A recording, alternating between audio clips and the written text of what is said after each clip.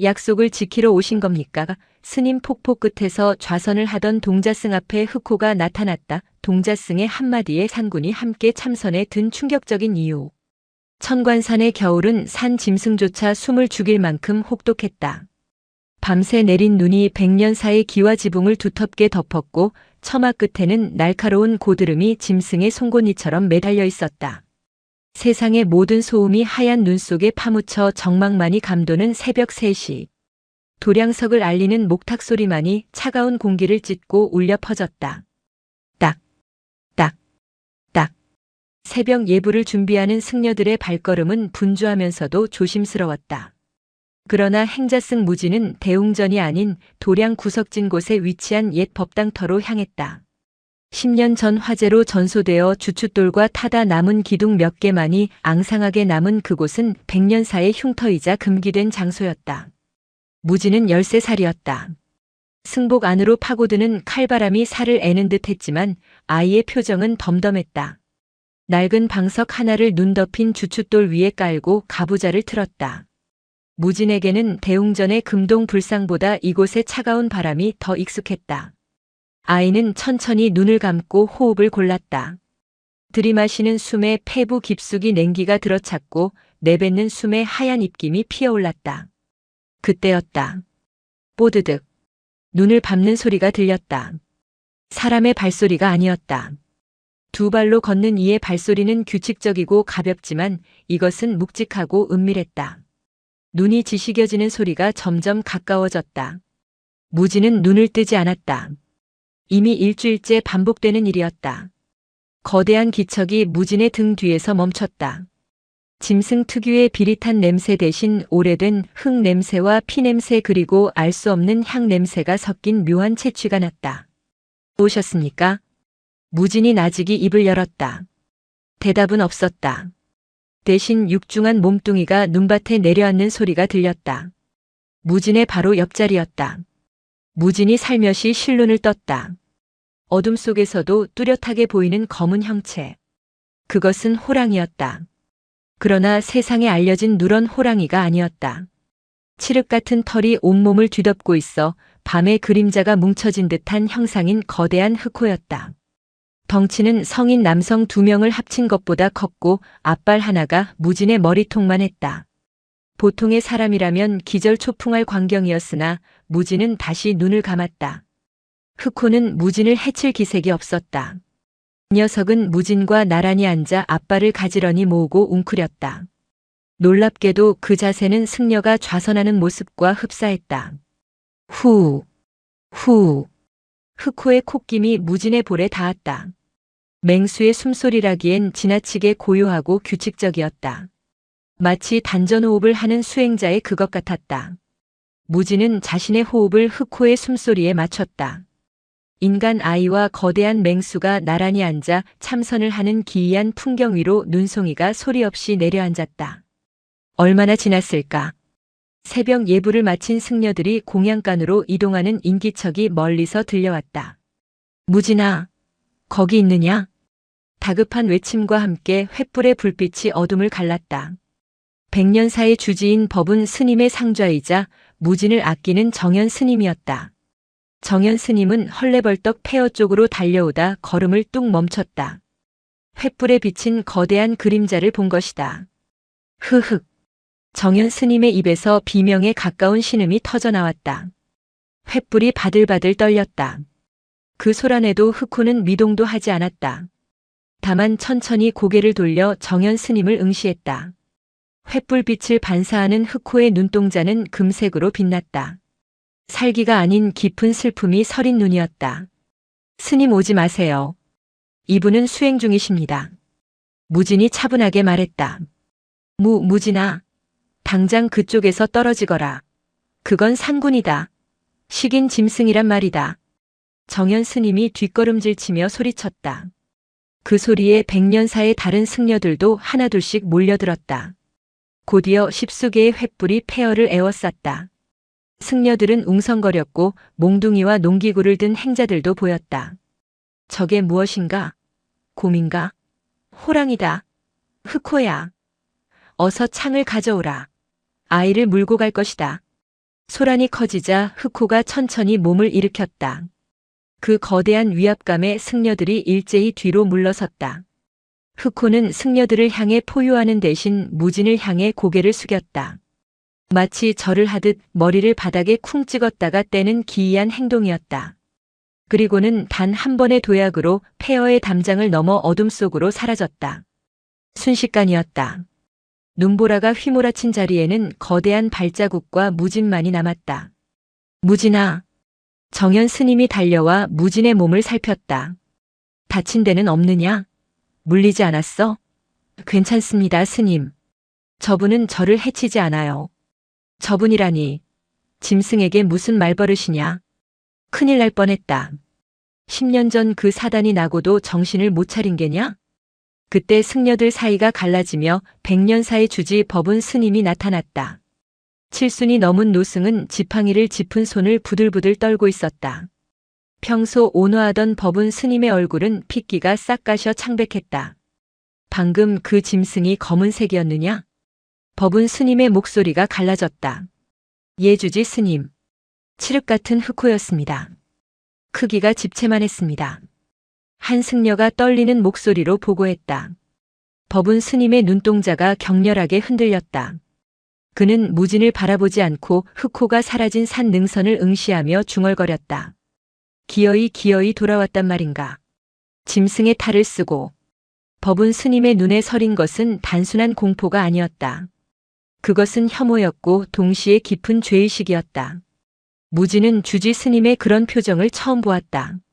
당장 산문을 걸어 잠그라. 그리고 마을 포수들에게 연락해라. 저 짐승을 잡아야 한다. 살려두어서는 안 돼. 법운 스님의 불호령이 떨어졌다. 주지 스님 하지만 살생은. 이놈. 저것은 그냥 짐승이 아니다. 마구니가 씌인 요물이야.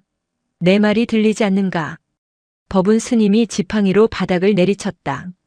승려들은 황급히 움직였다. 무진은 멍하니 서서 주지 스님을 바라보았다. 평소 살생을 금하고 자비를 설파하던 큰 스님의 모습이 아니었다. 무진의 시선이 다시 흑호가 앉았던 자리에 머물렀다. 눈 위에 찍힌 발자국은 분명 짐승의 것이었으나 그가 머물다 간 자리에는 묘하게도 은은한 단양목 냄새가 배어 있었다. 그것은 절에서 피우는 최고급 향의 냄새였다. 산짐승에게서 난리 없는 향기였다. 약속. 무진의 머릿속에 알 수 없는 단어가 스쳐 지나갔다. 왜 그 단어가 떠올랐는지는 알 수 없었다. 다만 가슴 한구석이 욱신거렸다. 오른쪽 어깨부터 등까지 이어진 화상 흉터가 갑자기 뜨거워지는 것만 같았다. 무진은 자신의 어깨를 감싸쥐었다. 10년 전의 화재. 부모를 잃고 고아가 된 날. 그리고 자신이 기억하지 못하는 누군가에 의해 살아남은 날. 어둠 속으로 사라진 흑호의 금빛 눈동자가 10년 전 그날의 불길처럼 무진의 뇌리에 박혀 지워지지 않았다. 날이 밝았지만 100년사의 분위기는 살얼음판 같았다. 간밤의 소동으로 인해 승려들은 삼삼오오 모여 수군거렸다. 식사 시간인 공양 때조차 숟가락 달그락거리는 소리만 유난히 크게 들릴 뿐 무거운 침묵이 흘렀다. 무진은 밥알을 씹으며 어젯밤의 일을 되새김질했다. 흑호가 자신의 옆에 앉았을 때 느껴졌던 온기. 그것은 짐승의 체온이라기보다는 사람의 체온처럼 따뜻했다. 무엇보다 주지 스님의 반응이 이상했다. 법운 스님은 평소 미물이라도 함부로 대하지 말라 가르쳤다. 절에 들어온 들개에게도 밥을 나누어 주던 분이 아니던가. 그런데 흑호를 보자마자 살기를 드러내며 포수를 부르라 했다. 무진아 국 씻겠다. 옆자리에 정연 스님이 나직이 속삭였다. 무진은 퍼뜩 정신을 차리고 국그릇을 비웠다. 바로 공양을 마치고 밖으로 나오자 마당에는 이미 팽팽한 긴장감이 감돌았다. 마을에서 올라온 포수 3명이 엽총을 메고 주지 스님과 이야기를 나누고 있었다. 이 산에 호랑이가 있다는 소리는 금시초문입니다요. 표범이나 살기면 모를까. 게다가 검은 호랑이라니요? 조선 팔도에 그런 놈은 씨가 마른 지 오래입니다. 덥수룩한 수염의 포수가 고개를 갸웃거렸다. 내가 보았다네. 내 두 눈으로 똑똑히 보았어. 덩치가 황소만 한 놈이었네. 반드시 잡아야 해. 놈이 다시 오기 전에. 법운 스님의 목소리에는 다급함이 묻어났다. 허 스님께서 정그러시다면야 한번 훑어는 보겠습니다만 눈이 워낙 많이 와서 추적이 쉽지는 않을 겁니다. 포수들이 담배를 피워 물며 산 쪽으로 향했다. 무지는 그들의 뒷모습을 보며 입술을 깨물었다. 흑호는 아무런 해도 끼치지 않았다. 오히려 수행자처럼 행동했다. 그런 존재에게 총구를 들이대는 것이 과연 옳은 일인가? 오후 울력 공동 노동 시간 무지는 마당에 눈을 쓸었다. 빗자루질을 할 때마다 오른쪽 어깨가 뻐근했다. 10년 전 화재 때 입은 화상 흉터 때문이었다. 피부가 엉겨붙어 흉하게 일그러진 자국은 날씨가 춥거나 습할 때면 어김없이 통증을 유발했다. 무지나 어깨가 많이 아프냐? 노스님 한 분이 다가왔다. 절의 꾸준히를 도맡아 하는 공양주 보살이나 다름없는 해일 스님이었다. 그는 백년사에서 가장 오래 머문 사람 중 하나로 법운 스님과는 동기였다. 괜찮습니다, 스님. 날이 추워서 조금 당길 뿐입니다. 쯧쯧. 그 어린 것이 얼마나 뜨거웠을꼬. 해일 스님은 혀를 차며 무진의 빗자루를 뺏어들었다. 쉬엄쉬엄 하거라. 그나저나 주지 스님이 저리 예민하게 구시는 것도 무리는 아니지. 해일 스님이 산을 바라보며 툭 내뱉었다. 무진의 귀가 번쩍 뜨였다. 무슨 말씀이신지요? 해일 스님은 주위를 살피더니 목소리를 낮췄다. 너는 기억하지 못하겠구나. 하긴 그때 넌 겨우 3살이었으니까. 10년 전 이 절에 불이 났을 때 말이다. 무진은 빗자루를 쥔 손에 힘을 주었다. 자신이 유일하게 살아남았던 그날.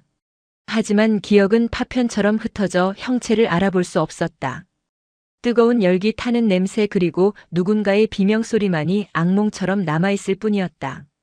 그 불이 그냥 불이 아니었어. 도깨비불처럼 순식간에 법당을 집어삼켰지. 그때 사람들은 다 밖으로 뛰쳐나왔는데 너만 보이지 않았단다. 모두가 내가 죽었다고 생각했어. 불길이 너무 거세서 구할 엄두조차 내지 못했거든. 해일 스님의 눈이 가늘어졌다. 헌데 기적이 일어났지. 불타는 법당 안에서 호랑이 한 마리가 튀어나온 게야. 입에는 강보에 쌓인 너를 물고 말이다. 호랑이요? 무진의 심장이 쿵 내려앉았다. 처음 듣는 이야기였다. 지금까지는 그저 운 좋게 구조되었다고만 들었었다. 그래. 그놈이 너를 마당 한가운데에 내려놓고는 연기 속으로 사라졌단다. 사람들은 산신령이 도왔다고 했지. 헌데 이상한 소문이 돌았어. 어떤 소문입니까? 그 호랑이의 눈이 꼭 사람 눈 같았다는 게야. 그리고 그날 밤 절에서 사라진 스님이 한 분 계셨지. 사라진 스님이요? 묘광 스님. 당시 주지 스님의 수제자이자 법운 스님의 사제 되시는 분이었어. 불법이 깊고 성품이 대쪽 같아서 차기 주지로 거론되던 분이었지. 헌데 불이 나던 날 밤 감쪽같이 사라지셨어. 시신도 찾지 못했고. 해일 스님은 다시 한번 주위를 두리번거리고는 무진에게 바짝 다가섰다. 오래된 전설이 있다. 승려가 큰 업을 짓거나 한을 품고 죽으면 다음 생에 호랑이로 태어나 자신이 머물던 절을 맴돈다는 전설 말이다. 이를 호승이라 하지. 호승. 호랑이가 된 승려. 무진의 머릿속에 어젯밤 흑호가 무릎을 꿇고 절을 하던 모습이 스쳐 지나갔다. 법운 스님은 아마 그걸 두려워하시는 걸 게다. 묘광 스님이 호랑이가 되어 돌아왔다고 생각하시는 거지. 묘광 스님이 왜 호랑이가 되어 돌아오십니까? 저를 구하고 저를 구해주셨는데 그게 왜 두려운 일인가요? 무진의 질문에 해일 스님은 입을 다물었다. 곤란한 표정이 역력했다. 그건 어른들의 사정이다. 아무튼 조심하거라. 법운 스님이 절이 강경하게 나오는 데는 다 이유가 있을 터이니. 해일 스님은 빗자루를 다시 무진에게 쥐어주고는 황급히 자리를 떴다. 무진은 멍하니 눈 덮인 마당을 바라보았다. 10년 전의 화재. 사라진 묘광 스님. 그리고 나를 구해주었다는 호랑이. 어젯밤 나타난 흑호. 이 모든 것이 하나의 끈으로 연결되어 있다는 직감이 들었다. 그날 밤 무진은 잠을 이루지 못했다. 방 안에 누워 있어도 밖에서 들려오는 바람소리가 흑호의 숨소리처럼 들렸다. 법운 스님은 오늘 밤 포수들을 절 곳곳에 배치했다. 흑호가 다시 나타난다면 총알 세례를 피할 수 없을 것이다. 오지 마세요. 오늘은 오시면 안 됩니다. 무지는 마음속으로 간절히 빌었다. 그러나 자정이 조금 넘은 시각 익숙한 기척이 느껴졌다. 방문 창호지 너머로 거대한 그림자가 어른거렸다. 포수들은 대웅전 쪽을 지키고 있었고 무진의 방은 요사체 끝방이라 감시가 소홀했다. 드르륵. 문이 열리는 소리가 아니라 문고리가 흔들리는 소리였다. 마치 누군가 밖에서 문을 열려다 망설이는 것처럼. 무진은 벌떡 일어나 문을 열었다. 차가운 밤 공기와 함께 흑호가 거기에 있었다. 툇마루 아래 웅크리고 앉아 무진을 올려다보고 있었다. 녀석의 입에는 무언가가 물려 있었다. 오시면 안 된다고 했잖아요. 사람들이 총을 들고 기다려요. 무진이 속삭였다. 흑호는 대꾸 대신 입에 물고 있던 것을 툇마루 위에 툭 뱉어놓았다. 딸그락. 그것은 타다 만 나무 조각 같기도 했고 뼈 조각 같기도 했다. 자세히 보니 검게 그을린 목탁의 손잡이 부분이었다. 아주 오래되어 썩고 문드러졌지만 손때가 묻어 반질반질한 부분은 남아있었다. 무진이 그것을 집어들었다. 그 순간 손끝에서 전기가 통하듯 찌릿한 감각이 올라왔다. 그리고 눈앞에 환영이 펼쳐졌다. 무진아, 숨을 참아라. 다급한 목소리. 뜨거운 열기. 숨이 막혀 캑캑거리던 어린 자신의 모습. 문을 열어주시오. 안에 아이가 있소. 사형. 누군가 문을 두드리고 있었다. 밖이 아니라 안에서. 불타는 법당 안에서 누군가 문을 필사적으로 두드리고 있었다. 그러나 문은 밖에서 잠겨 있었다. 굵은 쇠사슬이 문고리를 감고 있었다. 미안하네, 이것이 대의일세. 밖에서 들려오는 냉정한 목소리. 환영은 순식간에 사라졌다. 무진은 가쁜 숨을 몰아쉬며 비틀거렸다. 식은땀이 비오듯 흘렀다. 방금 본 것은 무엇인가? 꿈인가 기억인가? 흑호는 슬픈 눈으로 무진을 바라보고 있었다. 녀석의 금빛 눈동자 속에 비친 무진의 모습은 13살의 소년이 아니라 불길 속에 갇힌 3살배기 아이였다. 당신 누구세요? 무진이 떨리는 목소리로 물었다. 흑호가 입을 벌려 낮게 그르렁거렸다. 그것은 위협이 아니라 울음소리였다. 탕! 그때 정적을 깨고 총성이 울려 퍼졌다. 흑호의 왼쪽 어깨에서 붉은 피가 튀었다. 저기 있다. 쏴라. 포수들의 고함 소리가 들려왔다. 흑호는 고통스러운 듯 몸을 비틀었지만 무진을 향해 공격적인 태도를 보이지 않았다. 녀석은 재빨리 몸을 돌려 담장을 넘었다. 안 돼. 무진은 툇마루에서 뛰어내려 흑호가 사라진 곳으로 달렸다. 눈 위에 선명한 핏자국이 점점이 찍혀 있었다. 붉은 눈. 그것은 마치 10년 전의 불길처럼 선명했다. 뒤따라온 승려들과 포수들이 무진을 막아섰다. 비키거라. 놈이 피를 흘렸다. 지금 쫓지 않으면 놓친다. 법운 스님이 횃불을 들고 나타났다. 그의 눈은 광기로 번들거리고 있었다. 스님 쏘지 마세요. 저 호랑이는. 무진이 법운 스님의 옷자락을 붙잡고 매달렸다. 저 호랑이가 저에게 이것을 주었습니다. 무진이 손에 쥔 목탁 손잡이를 내밀었다. 법운 스님의 시선이 그을린 나무 조각에 꽂혔다. 순간 법운 스님의 얼굴이 사색이 되었다. 지팡이를 쥔 손에 힘이 들어가 뼈마디가 하얗게 질렸다. 이것은 법운 스님은 알고 있었다. 그것이 누구의 것인지. 10년 전 화재 속에서 사라진 자신의 사제 묘광이 평생을 지니고 다니던 벼락맞은 대추나무 목탁이었다. 내 이놈 어디서 이런 흉물을 주워왔느냐. 법운 스님이 무진의 뺨을 후려쳤다. 짝 하는 소리와 함께 무진이 눈밭에 나뒹굴었다. 당장 저것을 태워버려라. 그리고 포수들은 뭣들 하는가. 핏자국을 쫓아라. 놈의 숨통을 끊어놓기 전에는 돌아올 생각 마라. 법운 스님의 고함 소리에 포수들이 우르르 산으로 올라갔다. 무진은 얼얼한 뺨을 감싸 쥐고 눈밭에 엎드린 채 멀어지는 횃불들을 바라보았다. 손에 꽉 쥔 목탁 손잡이에서 아직도 미미한 온기가 느껴졌다. 흑호의 입김이 닿았던 자리였다. 무진은 눈물을 흘리지 않았다. 대신 어둠 속을 응시하며 주먹을 꽉 쥐었다. 기억의 파편이 맞춰지기 시작했다.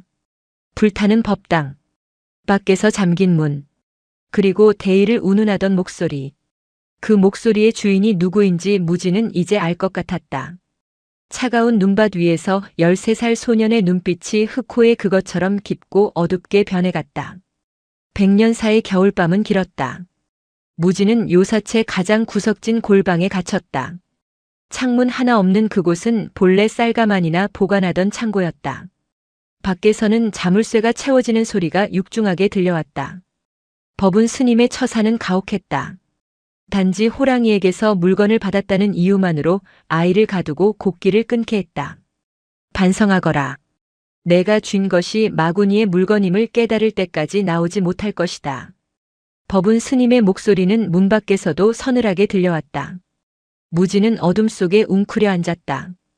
뺨이 욱신거렸지만 육체의 고통보다 더 선명한 것은 머릿속을 맴도는 기억의 파편들이었다. 주지 스님이 빼앗아간 목탁 손잡이. 그리고 불길 속에서 들려왔던 목소리. 미안하네 이것이 대의일세. 그 목소리는 분명 젊은 시절의 법운 스님이었다. 그리고 사형문을 열어주시오라고 외치던 이는 사라진 묘광 스님이었을 것이다. 무진은 차가운 바닥에 이마를 대고 생각에 잠겼다. 10년 전 화재는 사고가 아니었다. 그것은 살인이었다. 시간이 얼마나 흘렀을까? 문틈으로 희미한 달빛 한 줄기가 스며들 즈음 부스럭거리는 소리가 났다. 무진아. 아주 작은 속삭임이었다. 정연 스님이었다. 스님? 쉿. 목소리를 낮추거라. 주지 스님이 아시면 경을 칠 게다. 문틈 사이로 주먹밥 한 덩이가 쑥 들어왔다. 온기가 남아있는 주먹밥이었다. 이거라도 먹거라. 어린 것이 하루 종일 굶어서야 쓰나. 무진은 주먹밥을 받아들었지만 입으로 가져가지 않았다. 대신 문틈에 대고 낮게 물었다. 스님 10년 전 화재가 났을 때 법당 문이 잠겨 있었습니까? 문 밖에 정연 스님이 숨을 멈추는 소리가 들렸다. 그게 무슨 소리냐? 꿈을 꾸었습니다. 안에서 문을 두드리는 소리를 들었어요. 밖에서 누군가 문을 잠그고 도망가는 모습도 보았고요. 무진아. 정연 스님의 목소리가 떨렸다.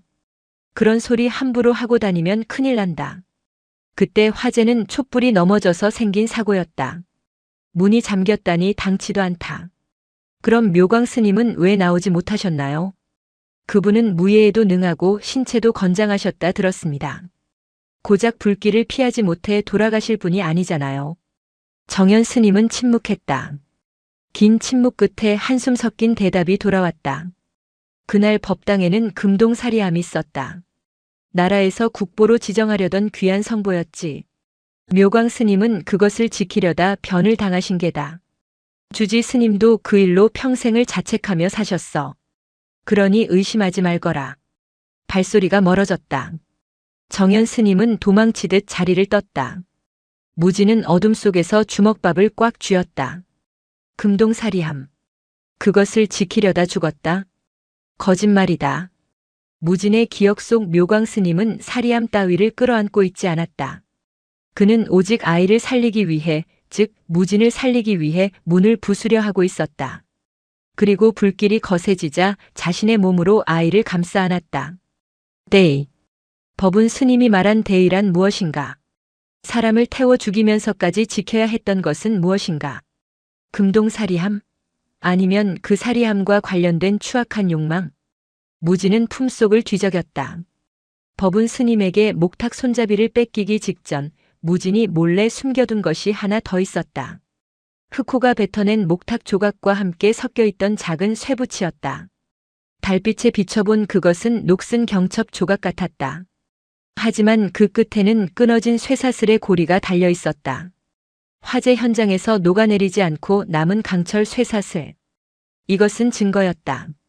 법당 문이 밖에서 잠겨 있었다는 명백한 증거. 무진의 눈빛이 차갑게 가라앉았다. 흑호는 알고 있었다.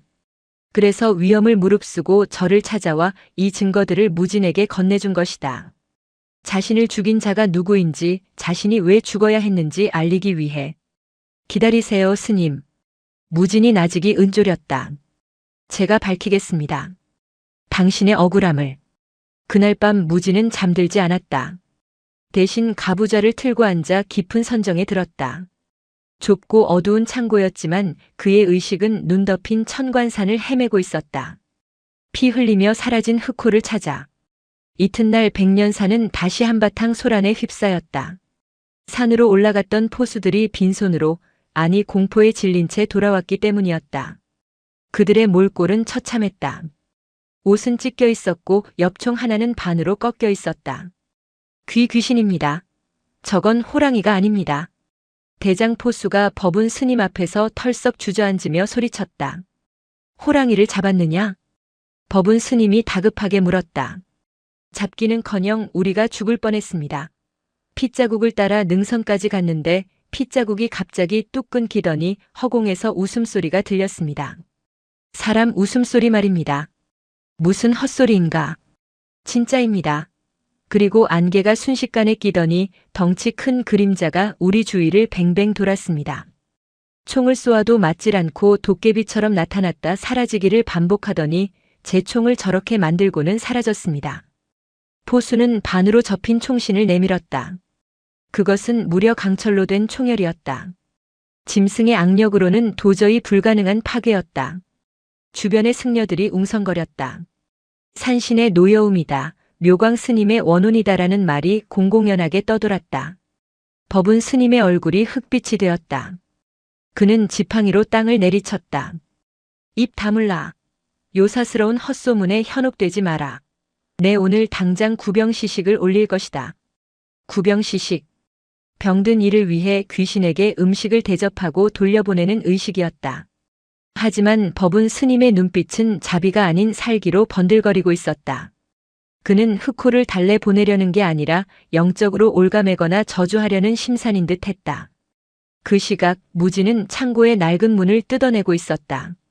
경첩이 녹슬어 헐거워진 틈을 타 밤새 돌조각으로 문고리 주변을 갉아낸 덕분이었다. 기익. 문이 열렸다. 밖은 대웅전에서 들려오는 독경 소리와 징소리로 요란했다. 모든 승려가 구병시식에 참여하느라 요사체 쪽은 텅 비어 있었다. 무진은 그림자처럼 움직여 뒷산으로 향했다.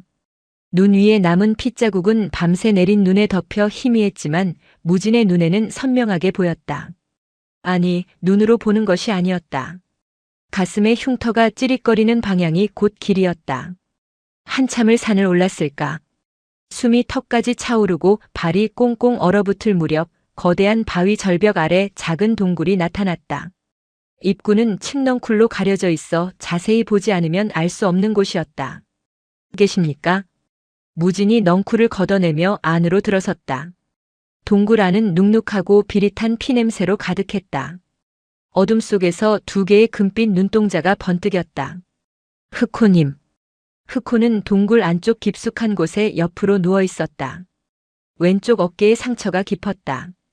총알이 스치고 지나간 자리가 벌어져 붉은 살점이 드러나 있었고 피가 엉겨붙어 있었다. 녀석은 거칠게 숨을 몰아쉬고 있었지만 무진을 보자 꼬리를 힘없이 두드렸다. 무진은 흑호에게 다가갔다. 두려움은 없었다.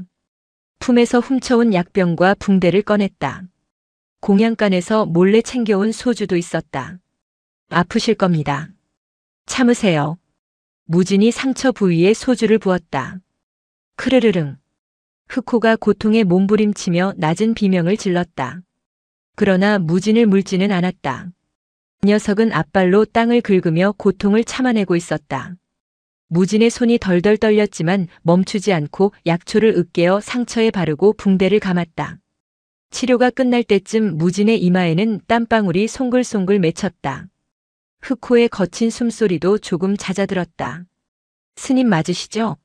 묘광 스님. 무진이 흑호의 머리를 쓰다듬으며 물었다. 흑호는 대답 대신 거친 혀로 무진의 손등을 핥았다. 까슬까슬한 감촉. 그것은 짐승의 것이었으나 그 안에 담긴 감정은 사람의 위로였다. 그때 흑호가 힘겹게 몸을 일으켰다. 그리고는 동굴 구석의 흙바닥을 앞발로 파헤치기 시작했다. 무엇을 찾으시는 겁니까? 흑호가 파헤친 흙 속에서 낡고 썩은 가죽 가방 하나가 드러났다. 10년이라는 세월 동안 땅속에 묻혀 있었음에도 기름종이로 겹겹이 쌓여 있어 내용물은 온전해 보였다. 흑호는 가방을 물어 무진의 앞에 떨어뜨렸다. 그리고는 애처로운 눈빛으로 가방과 무진을 번갈아 보았다. 열어보아라. 무진은 떨리는 손으로 가죽끈을 풀었다. 가방 안에는 두툼한 책자 한 권과 붉은 인주가 묻은 도장이 들어있었다. 책자의 표지에는 백년사 중창불사 회계장부라는 글씨가 한자로 적혀 있었다. 무진은 책자를 넘겼다. 빼곡하게 적힌 숫자들과 지출 내역들. 13살 무진이 이해하기에는 어려운 내용이었지만 페이지 사이사이에 끼워진 묘광 스님의 친필 메모들이 눈에 들어왔다. 주지 법운이 불사금을 횡령하여 사리사욕을 채우고 있다. 문화재청 관리를 매수하여 가짜 금동사리함을 국보로 지정받으려 한다. 이 사실을 종단에 보고하려 하니 법운이 눈치챈 듯하다. 신변의 위협을 느낀다. 충격적인 진실이었다. 10년 전의 화재는 단순한 사고도 사리함을 지키려다 생긴 비극도 아니었다. 법운 스님의 비리를 폭로하려던 묘광 스님을 입막음하고 증거를 인멸하기 위해 저지른 방화살인이었던 것이다. 이것 때문에 돌아가신 겁니까? 무진의 눈에서 눈물이 뚝뚝 떨어져 장부 위로 번졌다. 흑호는 낮은 울음소리를 내며 무진의 어깨에 머리를 기댔다. 억울함, 분노, 그리고 남겨진 아이에 대한 미안함이 고스란히 전해져 왔다. 용서하지 않겠습니다. 무진이 장부를 품에 안으며 이를 갈았다. 법은 그자를 절대 용서하지 않겠습니다. 스님이 당하신 고통, 제가 천배 만배로 갚아줄 것입니다. 그 순간 동굴 밖에서 인기척이 들렸다. 발자국이 여기서 끊겼습니다. 이 근처에 굴이 있는 게 분명합니다. 다시 포수들의 목소리였다. 그리고 그 뒤로 익숙하고도 소름 끼치는 목소리가 들려왔다. 샅샅이 뒤져라. 이번엔 놓치지 마라. 굴 입구를 발견하면 불을 피워 연기로 질식시켜라. 법은 스님이었다. 그는 구병시식을 핑계로 승려들을 묶어두고 자신은 직접 사냥꾼들을 이끌고 온 것이었다. 흑호가 벌떡 일어났다. 부상당한 몸이었지만 눈빛만은 형형하게 빛났다.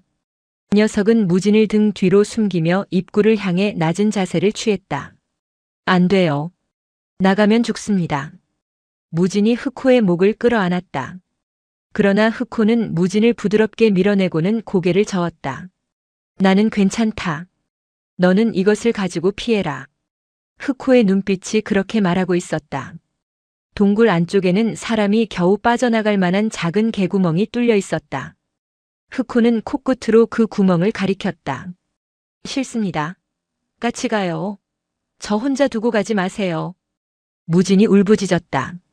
10년 전처럼 또다시 혼자 살아남을 수는 없었다. 하지만 흑호는 단호했다. 밖에서 매캐한 연기가 스러져 들어오기 시작했다. 놈들이 굴 입구에 불을 지핀 모양이었다. 흑호는 마지막으로 무진의 뺨을 핥아주고는 굉음을 내지르며 동굴 입구로 뛰쳐나갔다.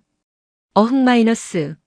천관산이 떠나갈 듯한 포효 소리가 울려 퍼졌다. 나왔다. 쏴라. 쏴버려. 탕, 탕, 탕. 총성이 연달아 터졌다. 비명소리와 고함소리가 뒤섞였다. 무진은 입술을 피가 나도록 깨물며 장부를 품에 안고 개구멍으로 몸을 밀어넣었다.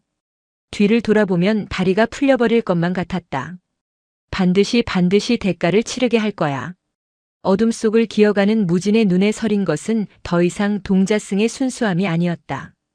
그것은 복수를 맹세한 수라의 눈빛이었다. 흑호가 포수들을 유인한 덕분에 무진은 무사히 산을 내려올 수 있었다. 하지만 절로 돌아갈 수는 없었다. 법운 스님은 이미 무진이 없어진 것을 알고 있을 테고 흑호와 내통했다고 여겨 죽이려 들지도 모른다. 무진은 마을로 내려가는 대신 절벽 아래 비탈길에 몸을 숨겼다. 해가 지고 어둠이 깔리자 백년사의 전경이 한눈에 들어왔다. 대웅전 앞마당에는 횃불이 환하게 밝혀져 있었고 승려들이 분주하게 움직이고 있었다. 분위기가 심상치 않았다. 승려들 사이에서 들것 하나가 옮겨지고 있었다. 흰 천으로 덮여 있었지만 그 위로 붉은 피가 흥건하게 배어나오는 것이 보였다. 흑호? 무진의 심장이 쿵 하고 내려앉았다. 설마 잡힌 것인가? 죽은 것인가? 하지만 자세히 보니 들것에 실려가는 것은 사람이었다. 한쪽 다리가 기이하게 꺾여 있고 팔이 찢겨나간 포수 중 한 명이었다. 어디 갔느냐? 그 짐승놈이 어디로 사라졌느냔 말이다. 법은 스님의 악에 바친 고함 소리가 바람을 타고 들려왔다. 다행이다. 흑호는 잡히지 않았다. 포수들에게 큰 부상을 입히고 다시 숲으로 숨어든 모양이었다. 무지는 안도의 한숨을 내쉬었지만 상황은 절망적이었다. 법은 스님은 이제 이성을 잃었다. 그는 흑호를 잡기 전까지 멈추지 않을 것이다. 그리고 그 칼끝은 결국 무진에게도 향할 것이다. 무진은 품속에 회계장부를 꽉 쥐었다. 이것만 있으면 법은 스님을 무너뜨릴 수 있다. 하지만 13살 아이가 이 장부를 들고 누구를 찾아가야 한단 말인가? 경찰? 아니면 종단? 법은 스님은 지역 유지들과 끈끈한 관계를 맺고 있었고 종단의 고위직들과도 친분이 두터웠다. 섣불리 움직였다가는 장부만 빼앗기고 쥐도 새도 모르게 사라질 수도 있었다. 힘이 필요해. 저 늙은 여우를 잡을 덫이 필요하다. 무지는 생각했다. 그때 머릿속에 한 사람이 떠올랐다. 절에서 쫓겨나 마을 어귀토굴에서 혼자 수행하던 미친 스님 광승 해각이었다. 해각 스님은 본래 백년사의 승려였으나 법은 스님과 불화를 겪고 파문당했다. 그는 술과 고기를 즐기며 기행을 일삼았지만 마을 사람들은 그가 신통력이 있다며 몰래 점을 보러 가기도 했다. 무엇보다 해각 스님은 묘광 스님과 절친한 사이였다고 들었다. 무지는 어둠을 틈타 마을 어귀로 향했다. 눈보라가 다시 거세지고 있었다.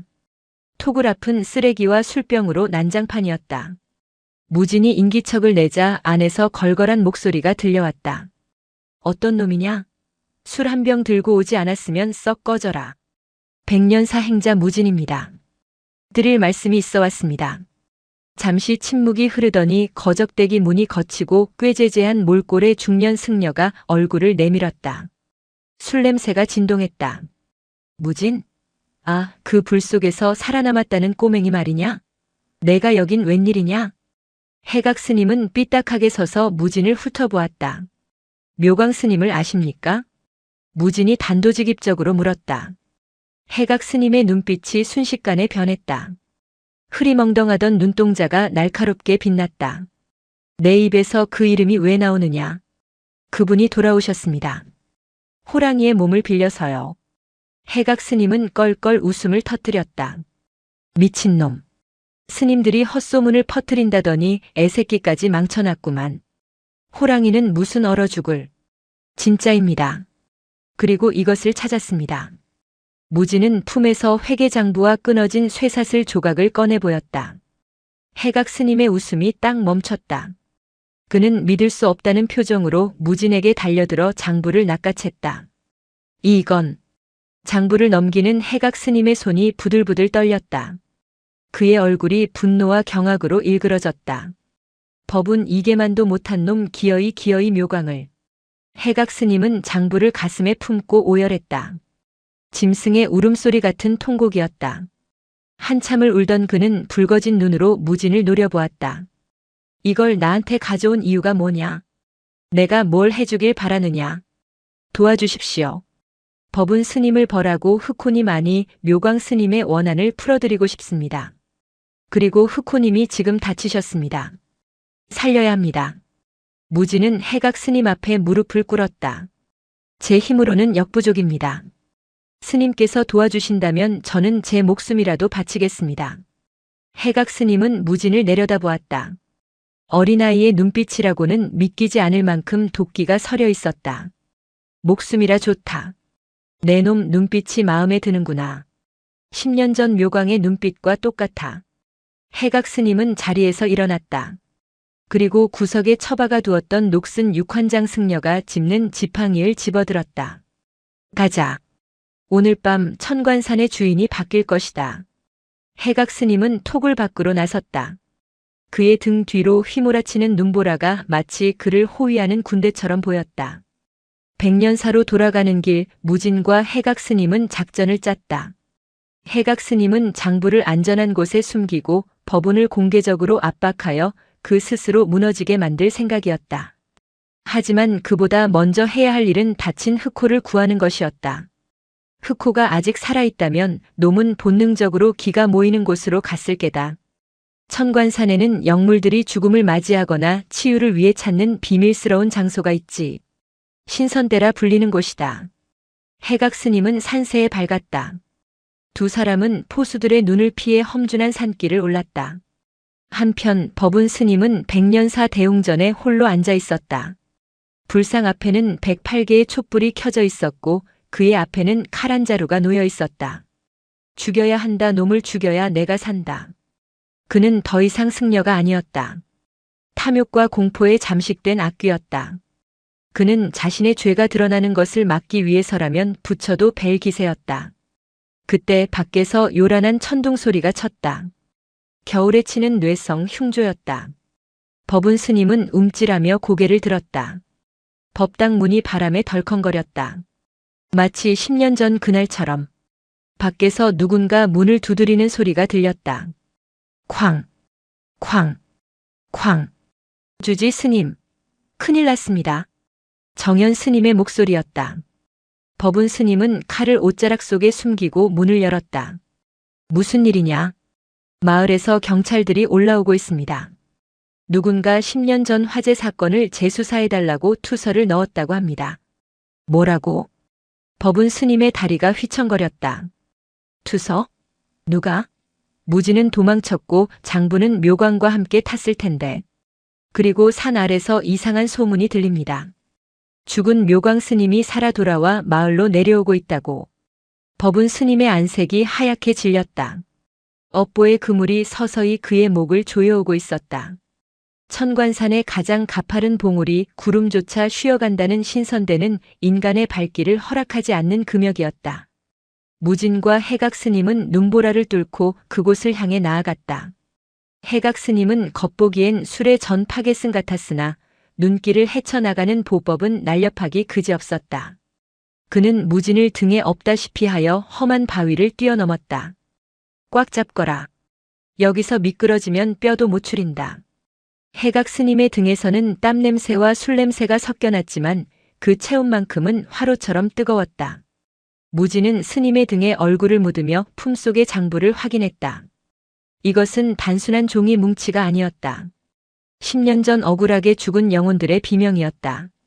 신선대 아래 거대한 바위가 병풍처럼 둘러쳐진 곳에 이르자 해각 스님이 걸음을 멈췄다. 저기다. 바위 틈 사이로 희미한 김이 피어오르고 있었다. 지열이 흐르는 곳, 다친 짐승들이 본능적으로 찾아든다는 천연의 치유소였다. 무진은 해각 스님의 등에서 내려 바위 틈으로 달려갔다. 그리고 그곳에서 가쁜 숨을 몰아쉬고 있는 거대한 검은 산을 마주했다. 흑호님.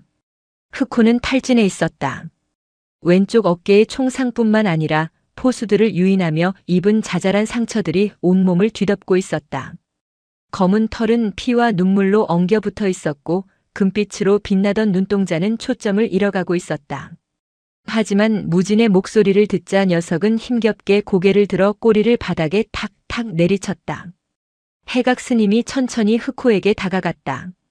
그는 육환장을 바닥에 내려놓고 흑호의 눈을 들여다보았다. 흑호는 으르렁거리지 않았다.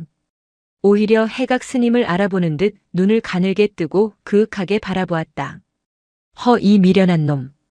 해각 스님의 목소리가 물기에 젖어 떨렸다. 기어이 축생의 몸을 빌려 돌아왔느냐.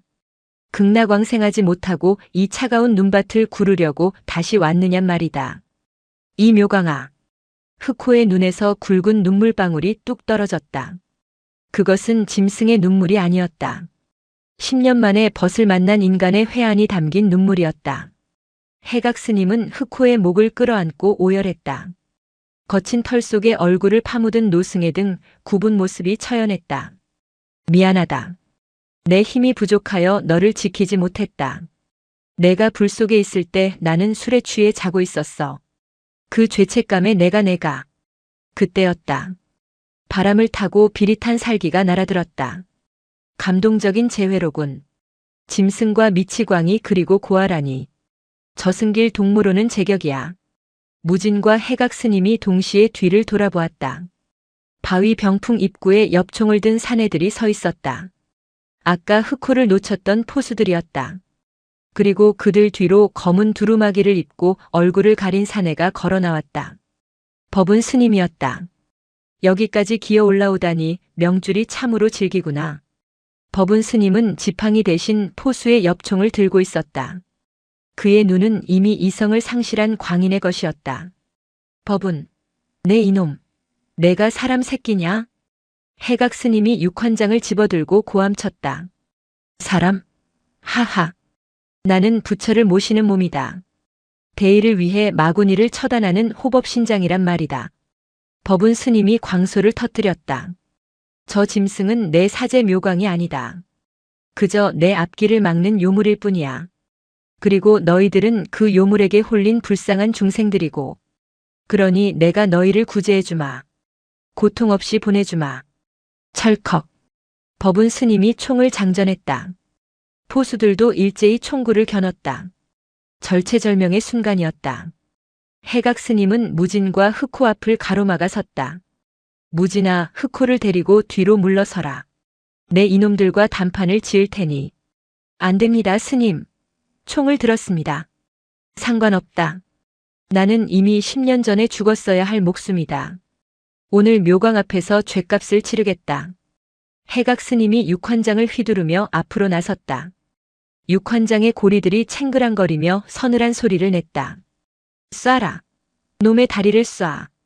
법운의 명령이 떨어지자 총성이 울렸다. 탕. 해각 스님의 왼쪽 허벅지에서 피가 솟구쳤다. 그러나 그는 쓰러지지 않았다. 고통을 삼키며 기압을 내지르고는 가장 앞에 있던 포수의 턱을 육환장으로 올려쳤다. 포수가 비명을 지르며 나뒹굴었다. 해각 스님은 피를 흘리면서도 사자처럼 싸웠다. 하지만 중과부적이었다. 또 다른 총성이 울리고 해각 스님의 어깨가 뚫렸다. 스님이 무릎을 꿇었다. 스님! 무진이 뛰쳐나가려 했다. 그때 뒤에 있던 흑호가 마지막 힘을 짜내어 포효했다. 어흥 산 전체가 울리는 듯한 굉음이었다. 쌓여있던 눈더미가 진동으로 쏟아져 내렸다. 포수들이 공포에 질려 주춤한 사이 흑호가 법운 스님을 향해 도약했다. 흑호의 도약은 번개 같았다. 부상당한 몸이라고는 믿기지 않는 속도였다. 법운 스님은 기겁하여 방아쇠를 당겼으나 총알은 빗나갔다. 흑호가 법운 스님을 덮쳤다. 거대한 앞발이 법운의 가슴을 눌러 바닥에 쓰러뜨렸다.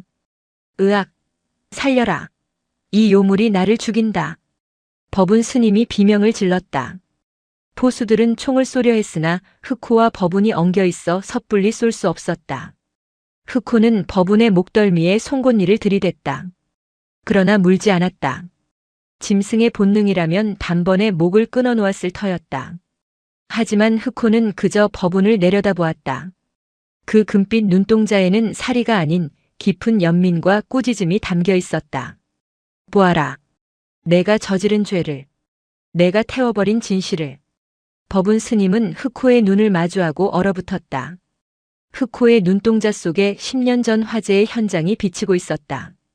불타는 법당 안에서 자신을 부르짖던 묘광의 얼굴, 그리고 문을 잠그던 자신의 손, 탐욕에 눈이 멀어 사리함을 챙겨 달아나던 자신의 추악한 뒷모습.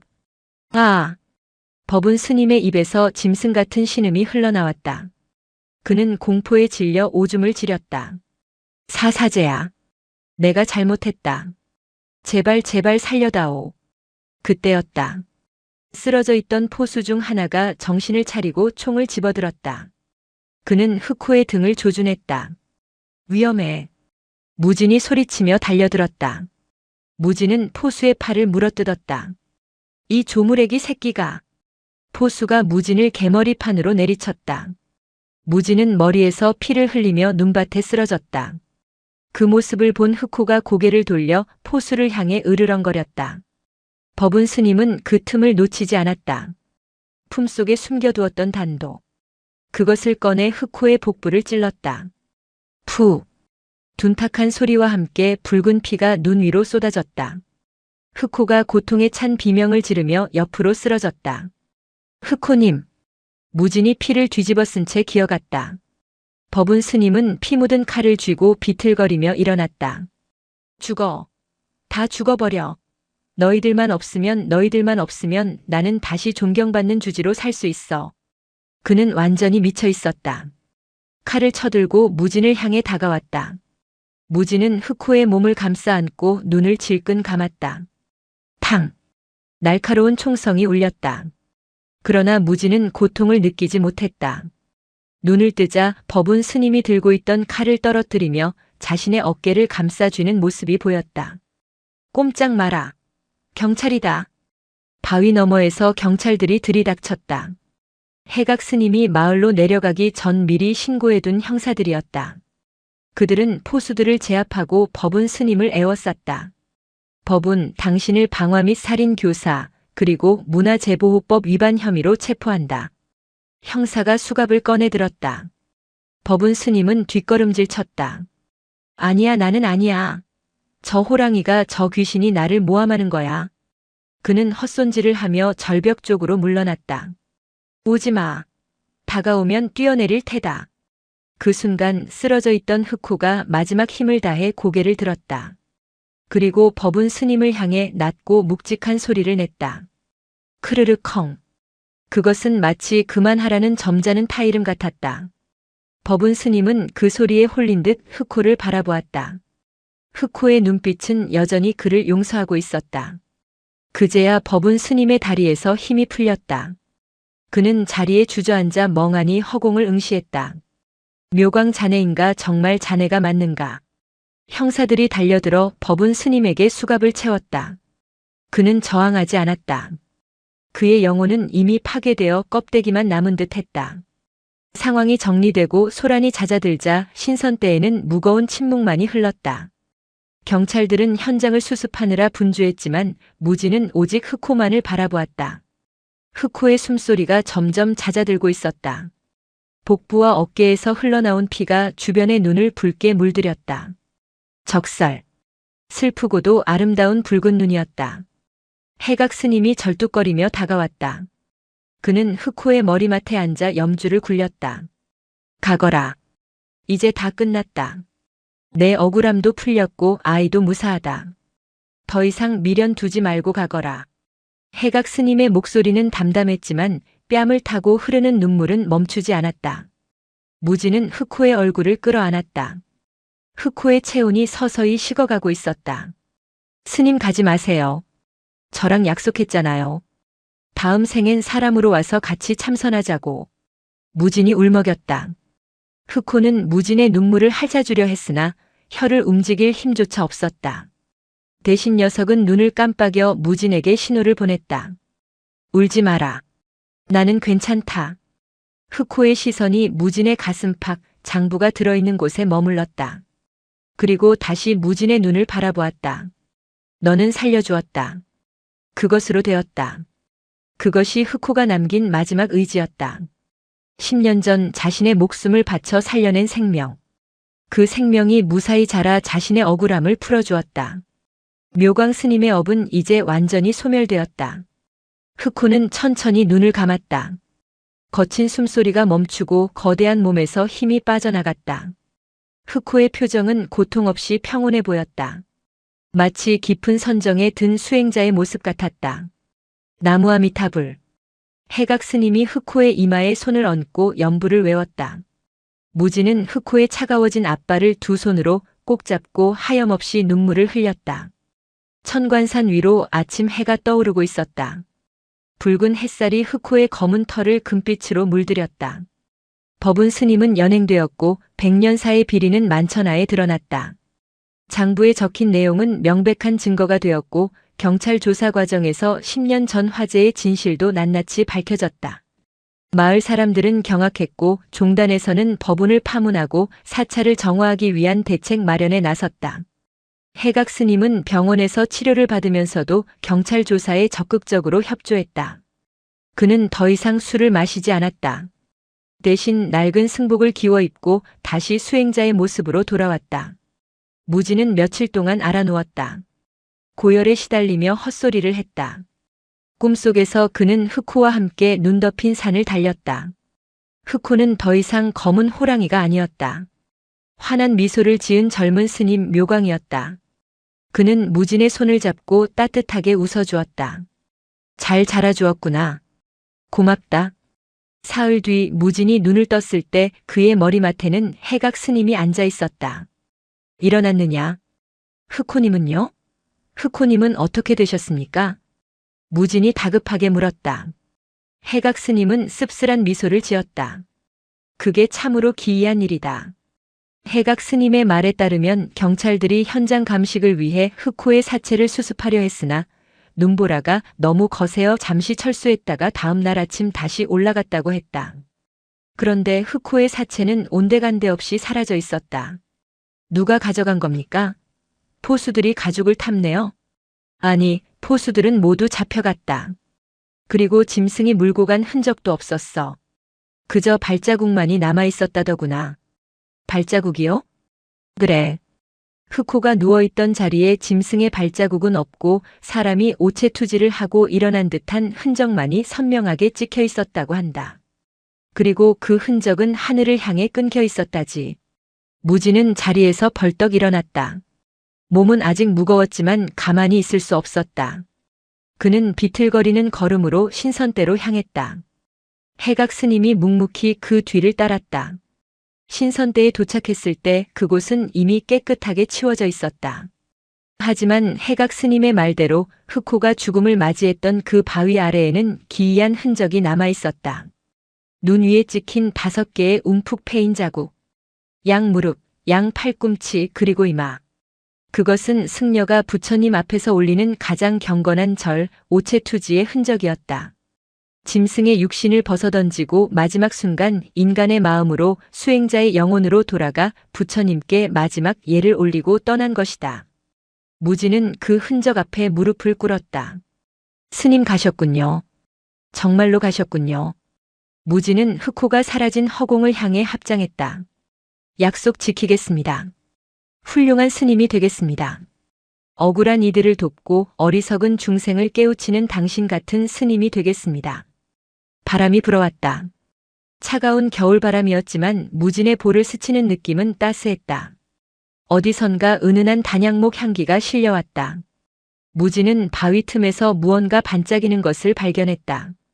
흑호가 쓰러져 있던 자리, 흙 속에 반쯤 묻혀있는 물건이었다. 무진이 그것을 파내어 흙을 털어냈다. 그것은 아주 오래된 염주알 하나였다. 10년 전 묘광 스님이 항상 손목에 차고 다니던 박달나무 염주의 알. 불길 속에서도 타지 않고 호랑이의 몸으로 지낸 세월 동안에도 간직해왔던 마지막 유품. 무진은 그 염주알을 자신의 목에 걸린 염주에 끼워 넣었다. 같이 가시지요. 이제 제가 스님을 모시겠습니다. 무진이 뒤를 돌아보았다.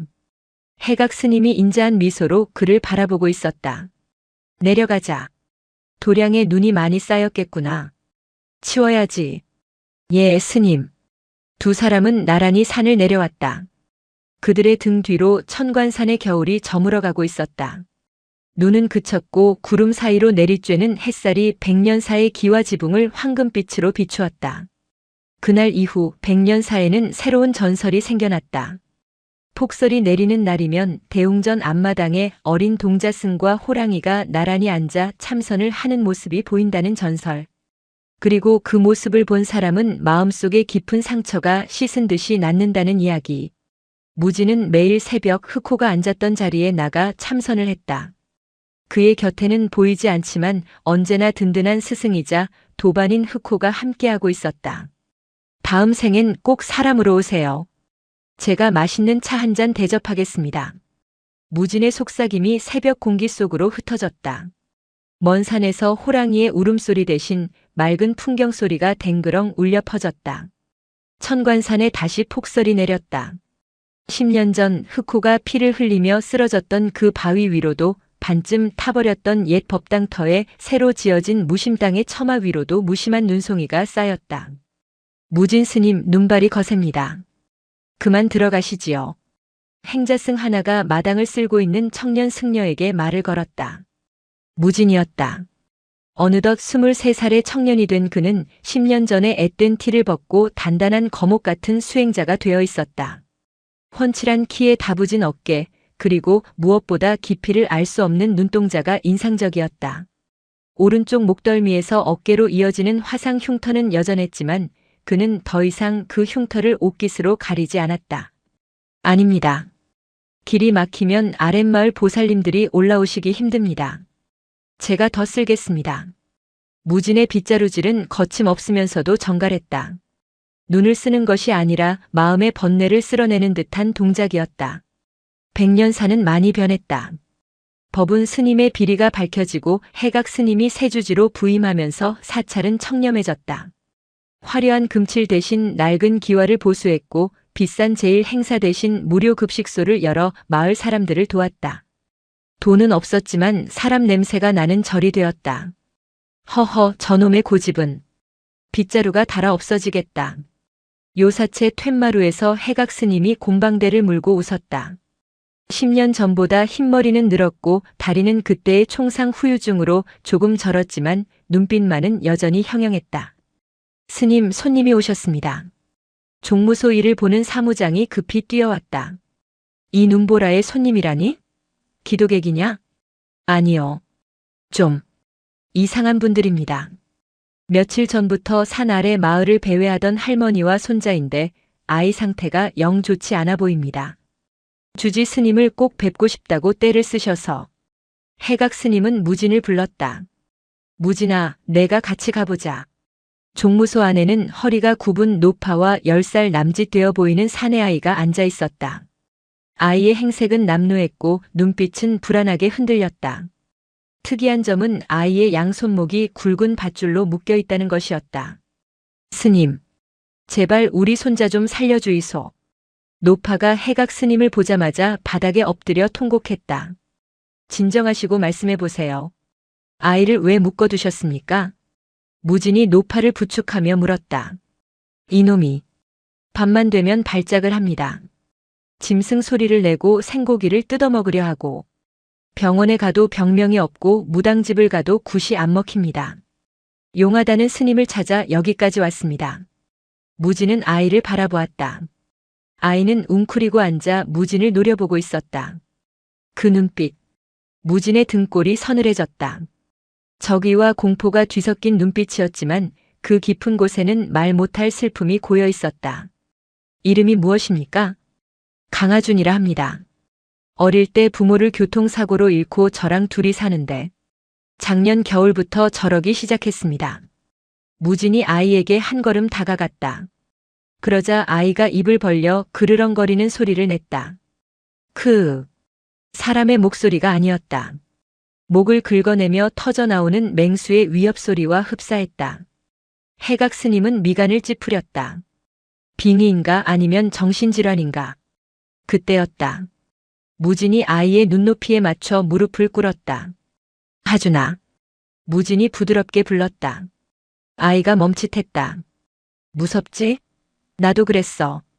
무진이 자신의 목덜미에 있는 흉터를 보여주었다. 불이 무서워서 도망치고 싶었을 때가 있었어. 너도 지금 도망치고 싶은 거지. 내 안에 있는 무언가로부터. 아이는 으르렁거림을 멈추고 무진의 흉터를 빤히 쳐다보았다. 무진은 천천히 손을 뻗어 아이의 묶인 손목을 잡았다. 아이가 물려고 입을 벌렸지만 무진은 피하지 않았다. 풀어주세요. 무진이 노파에게 말했다. 예. 하지만 물리면 어쩌려고. 괜찮습니다. 이 아이는 짐승이 아닙니다. 사람입니다. 무진이 직접 밧줄 매듭을 풀었다. 밧줄이 풀리자마자 아이는 무진의 손을 뿌리치고 밖으로 뛰쳐나갔다. 하준아. 노파가 비명을 질렀다. 무진은 침착하게 뒤를 쫓았다. 아이가 향한 곳은 대웅전이 아니었다. 법당 뒤편 옛 화재 현장이었던 무심당 앞마당이었다. 아이는 눈 쌓인 마당 한가운데에 털썩 주저앉았다. 그리고는 10년 전 흑호가 앉았던 바로 그 자리에 웅크리고 앉아 산을 올려다보았다. 무진의 심장이 쿵쾅거렸다. 우연일까? 아니면 필연일까? 아이가 앉은 자세는 놀랍도록 흑호와 닮아 있었다. 무진은 조용히 다가가 아이의 옆에 가부좌를 틀고 앉았다. 10년 전 그날처럼. 춥지 않니? 아이는 대답 대신 거친 숨을 몰아쉬었다. 후, 후. 입김이 하얗게 피어올랐다. 무진은 눈을 감고 아이의 호흡에 자신의 호흡을 맞췄다. 그렇게 한참이 지났을까?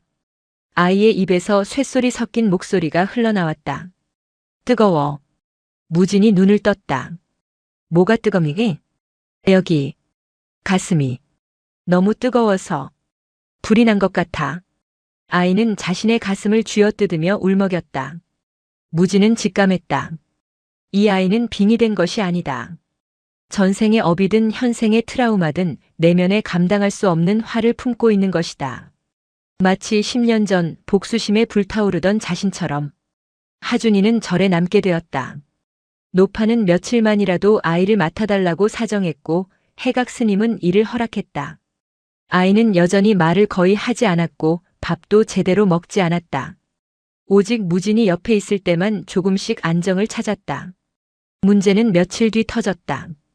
백년사 입구 주차장에 검은 세단 승용차 3대가 들이닥쳤다. 차에서 내린 이들은 검은 양복을 입은 사내들과 좋기 60은 되어 보이는 중후한 노신사였다. 주지 스님을 뵙고자 합니다. 노신사는 자신을 태산건설 회장 한태산이라고 소개했다. 종무소에서 마주 앉은 한 회장은 거두절미하고 서류 봉투 하나를 내밀었다. 이곳 천관산 일대 부지에 대한 개발권을 저희 회사가 가지고 있습니다. 10년 전 전임 주주셨던 법운 스님과 체결한 계약서입니다. 해각 스님의 눈썹이 꿈틀했다. 무슨 소리요? 법운은 이미 파문당했고 그가 저지른 모든 불법 계약은 무효화되었소. 법적으로는 그렇지가 않습니다. 당시 법운 스님은 사찰 토지 처분에 대한 종단의 위임장을 가지고 계셨고 계약금도 이미 지급되었습니다. 다만 사건이 터지는 바람에 등기 이전을 미뤘을 뿐이지요. 저희는 정당한 권리를 행사하러 온 겁니다. 한 회장은 비릿한 미소를 지었다. 이곳에 리조트를 지을 생각입니다. 절은 문화재로서의 가치가 있으니 남겨두겠지만 주변 숲과 무심당 터는 밀어버려야겠습니다. 이런 미친 작자들을 보았나? 여기가 어떤 곳인데 감히 유원지를 만들겠다고. 해각 스님이 찻잔을 내려치며 호통쳤다. 말 조심하십시오, 스님. 법대로 하면 당장 내일이라도 포크레인을 끌고 올라올 수 있습니다. 하지만 부처님 모시는 도량에 소란을 피우고 싶지 않아 타협하러 온 겁니다. 적당한 보상금을 드릴 테니 협조하시죠. 문 밖에서 듣고 있던 무진은 주먹을 꽉 쥐었다. 10년 전 흑호를 죽음으로 몰고 갔던 인간의 탐욕이 얼굴만 바꾸어 다시 찾아온 것이다. 그때 마당에서 비명소리가 들렸다. 아, 이거나. 이 미친 애새끼가. 무진이 뛰쳐나갔다. 마당에서는 하준이가 한 회장의 수행비서 중 한 명의 다리를 물어뜯고 있었다. 사내들이 아이를 떼어내려 발길질을 하고 있었다. 그만두시오. 무진이 몸을 날려 사내들을 밀쳐내고 하준이를 감싸 안았다. 사내의 구두발이 무진의 등을 가격했지만 무진은 꿈쩍도 하지 않았다. 어린아이에게 무슨 짓입니까? 무진의 일갈에 사내들이 주춤했다. 하준이는 무진의 품에서도 으르렁거렸다. 아이의 시선은 정확히 한 회장을 향해 꽂혀 있었다. 아이의 눈이 붉게 충혈되어 있었다. 한 회장이 혀를 차며 나왔다. 절에 미친 개가 있었군. 교육 좀 똑바로 시키시오. 다음에 올 때는 용역들을 데리고 올 테니 각오하시고. 한 회장 일행은 으름장을 놓고 사라졌다. 사태가 진정된 후 무진은 씩씩거리는 하준이를 데리고 무심당 툇마루에 앉았다. 왜 그랬니? 무진이 아이의 헝클어진 머리를 정리해주며 물었다. 하준이는 아직도 분이 풀리지 않는지 씩씩거렸다. 냄새가 나. 냄새? 저 아저씨한테서 피냄새가 나. 그리고 아주 나쁜 냄새가 나. 우리 아빠를 데려간 차랑 똑같은 냄새가 나. 무진은 아이의 말을 흘려듣지 않았다. 아이들은 때로 어른이 보지 못하는 본질을 꿰뚫어 보곤 한다. 그날 밤 해각 스님과 무진은 심각한 표정으로 마주 앉았다. 법적으로 대응해야 합니다. 종단 변호사를 선임하고 10년 전 사건 기록을 다시 들춰봐야 합니다. 무진의 말에 해각 스님은 한숨을 쉬었다. 쉽지 않을 게다. 한태산이라는 자 소문을 들어보니 보통 내기가 아니야. 정재계의 끈이 닿아 있고 원하는 것을 얻기 위해서는 수단과 방법을 가리지 않는 독사 같은 인간이다. 10년 전 법운이 횡령한 돈의 일부도 저자에게 흘러들어갔을 가능성이 커. 지켜야 합니다. 이곳은 그냥 땅이 아닙니다. 흑호님과 묘광 스님의 혼이 서린 곳입니다. 안다. 내 목숨을 걸고서라도 막을 것이다. 하지만 무진아, 너는 조심해야 한다. 내 마음속에 다시 분노의 불길이 이는 것이 보이는구나. 해각 스님은 무진의 손을 잡았다. 싸움은 칼로만 하는 것이 아니다. 자비가 가장 큰 무기가 될 수도 있음을 명심하거라. 무진은 고개를 숙였지만 마음속의 불길은 쉽게 잡히지 않았다. 다음 날부터 백년사 주변은 전쟁터가 되었다. 태산건설 측에서 보낸 용역 깡패들이 절 입구에 컨테이너를 설치하고 통행을 방해했다. 밤에는 확성기로 장송곡을 틀어놓아 수행을 방해했고 절에 들어오는 물자 트럭을 막아서기도 했다. 경찰에 신고했지만 소용없었다. 사유지 분쟁이니 민사로 해결하라는 답변만 돌아왔다. 이미 경찰 간부들까지 매수된 것이 분명했다. 무진은 매일 새벽 하준이와 함께 참선을 했다.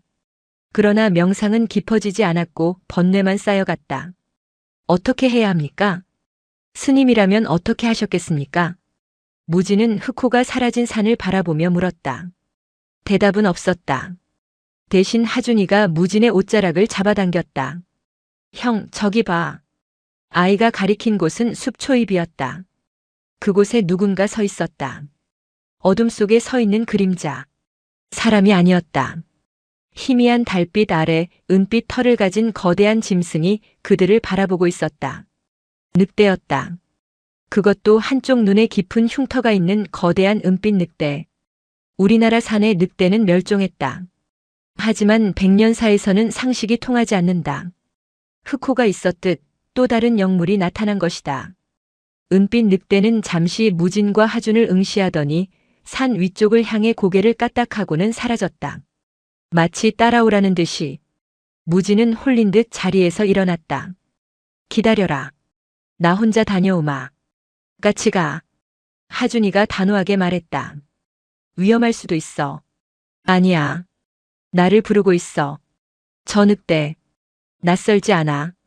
무진은 아이의 눈을 보았다.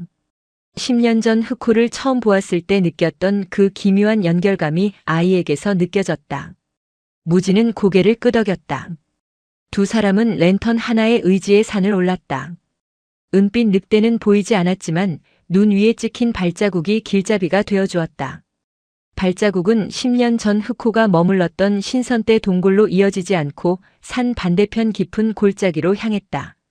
한참을 걸어 도착한 곳은 깎아지른 절벽 아래 숨겨진 작은 암자터였다. 다 무너져 돌무더기만 남은 곳이었다. 그곳에 은빛 늑대가 앉아 있었다. 늑대의 앞에는 낡은 비석 하나가 쓰러져 있었다.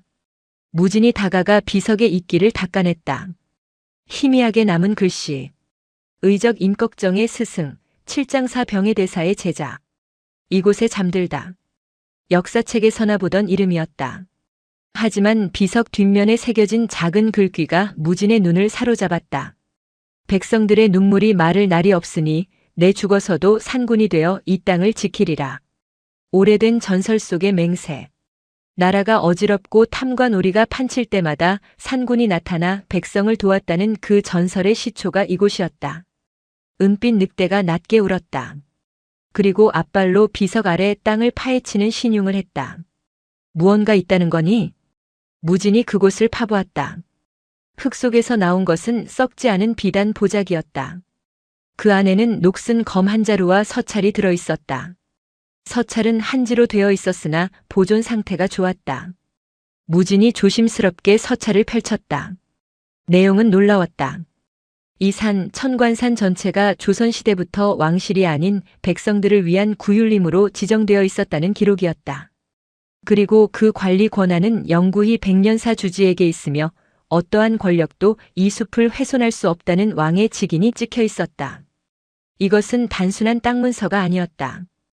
태산건설이 주장하는 법은 스님과의 계약 따위는 휴지 조각으로 만들 수 있는 수백 년 전의 절대적인 증표였다. 이걸 우리에게 주려고 부른 거니? 무진이 늑대를 바라보았다. 늑대는 대답 대신 하준이에게 다가갔다. 하준이는 겁도 없이 늑대의 목을 끌어안았다. 따뜻해. 하준이가 중얼거렸다. 형, 이 늑대. 할아버지 같아. 할아버지? 응. 꿈에서 봤던 할아버지. 나한테 자꾸 미안하다고 했던. 무진은 문득 깨달았다. 하준이의 할머니가 했던 말. 작년 겨울부터 발작을 했다. 작년 겨울은 10년 전 사건에 연루되었던 포수 중 한 명이 감옥에서 병사했다는 소식이 들려온 시기였다. 어쩌면 하준이는 그 포수의 손자이거나 그 포수의 업을 씻어주기 위해 연결된 영혼일지도 모른다. 그리고 이 은빛 늑대는 10년 전 흑호와 함께 산을 지키던 또 다른 수호신이거나 혹은 그보다 더 오래된 이 산의 주인일 것이다. 고맙습니다. 무진이 늑대에게 합장했다. 이 뜻 받들겠습니다.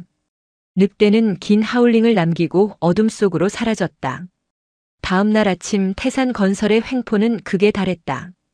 그들은 굴삭기 2대를 앞세워 백년사 일주문을 밀고 들어오려 했다. 밀어버려. 다 비키라고 해. 한 회장이 현장 지휘소에서 소리쳤다. 용역 깡패들이 쇠파이프를 들고 승려들을 위협했다. 해각 스님과 승려들은 일주문 앞에 연좌하고 앉아 연부를 외웠다. 관세음보살, 관세음보살. 시끄러워. 다 끌어내. 용역들이 승려들의 팔을 잡아 끌고 폭행을 가하기 시작했다. 비명이 난무하는 아수라장이었다. 그때였다. 덱마이너스 덱마이너스 덱마이너스. 범종각의 큰 종이 울렸다. 새벽 예불 시간도 아닌데 종소리가 울려 퍼졌다. 묵직하고 장엄한 소리에 사람들의 동작이 멈췄다. 범종각에는 무진이 서 있었다. 그는 온몸에 힘을 다해 닭목종을 치는 나무를 휘둘렀다. 그리고 종소리가 잦아들 무렵 무진은 확성기를 들고 범종각 지붕 위로 올라갔다. 그의 손에는 어젯밤 찾아낸 왕실 구율림 지정서와 녹슨 검이 들려 있었다. 멈추시오. 무진의 목소리가 쩌렁쩌렁 울렸다. 한태산. 당신이 들고 있는 계약서는 가짜요. 이 땅은 애초에 법운 개인이 팔 수 있는 땅이 아니었소. 무진은 문서를 들어보였다. 여기 수백 년 전부터 이 땅은 백성을 위해 존재하는 곳임을 증명하는 문서가 있소. 당신이 아무리 돈으로 법을 매수해도 역사를 지울 수는 없을 것이오. 한 회장의 얼굴이 일그러졌다. 저놈 끌어내려. 헛소리 못하게 입을 찢어놔. 용역들이 범종각으로 몰려갔다. 무진은 피하지 않았다. 와라. 하지만 이 문서가 세상에 공개되는 순간 너희들의 탐욕은 끝장이다. 이미 이 문서의 사본을 방송국과 문화재청에 보냈다. 사실이었다. 무진은 새벽에 하산하여 우체국부터 들렀다 온 길이었다. 그때 산 입구에서 사이렌 소리가 들렸다. 경찰차 한두 대가 아니었다. 수십 대의 경찰차와 방송국 취재 차량들이 줄지어 올라오고 있었다. 회장님, 기자들이 몰려옵니다. 생중계 차도 있습니다. 비서가 사색이 되어 소리쳤다. 뭐라고? 경찰서장은 뭐 하는 거야? 당장 막으라고 해. 하지만 이미 늦었다. 카메라 플래시가 터지고 기자들이 마이크를 들이대며 현장으로 뛰어들었다. 용역들이 승려들을 폭행하는 장면이 고스란히 전국에 생중계되었다. 무진은 범종각 위에서 그 광경을 내려다보았다. 10년 전에는 힘이 없어 당했지만 이제는 아니다. 지킬 힘이 있고 지혜가 있었다. 혼란한 틈을 타 하준이가 한 회장 앞으로 달려들었다. 이 나쁜 놈아. 아이는 한 회장의 다리에 매달려 정강이를 걷어찼다. 이거 안 나? 한 회장이 아이를 밀쳐내려 손을 들어 올렸다. 그 순간 크르르릉. 어디선가 맹수의 포효 소리가 들렸다.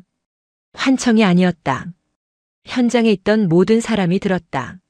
숲속에서 들려오는 거대한 호랑이의 울음소리. 한 회장은 얼어붙었다. 그는 10년 전 흑호를 죽이라고 사주했던 배후 중 하나였다. 그 소리를 잊을 리 없었다. 호랑이? 한 회장은 뒷걸음질 치다 굴삭기 바퀴에 걸려 진흙탕에 나뒹굴었다. 그의 비싼 양복이 오물범벅이 되었다. 기자들이 그 추태를 놓치지 않고 찍어댔다. 무지는 산을 올려다보았다. 숲의 나무들이 바람에 흔들리고 있었다. 흑호는 없었지만 흑호의 의지는 여전히 이 산에 남아 있었다. 그리고 이제 무진과 하준 그리고 깨어있는 사람들이 그 의지를 잇고 있었다. 상황은 종료되었다. 태산건설은 여론의 문매를 막고 철수했고 한 회장은 문화재보호법 위반 및 폭행교사 혐의로 검찰에 소환되었다. 왕실 문서는 진품으로 판명되어 백년사 일대는 개발 제한 구역이자 역사보존 지구로 지정되었다. 며칠 후 백년사는 다시 평화를 찾았다.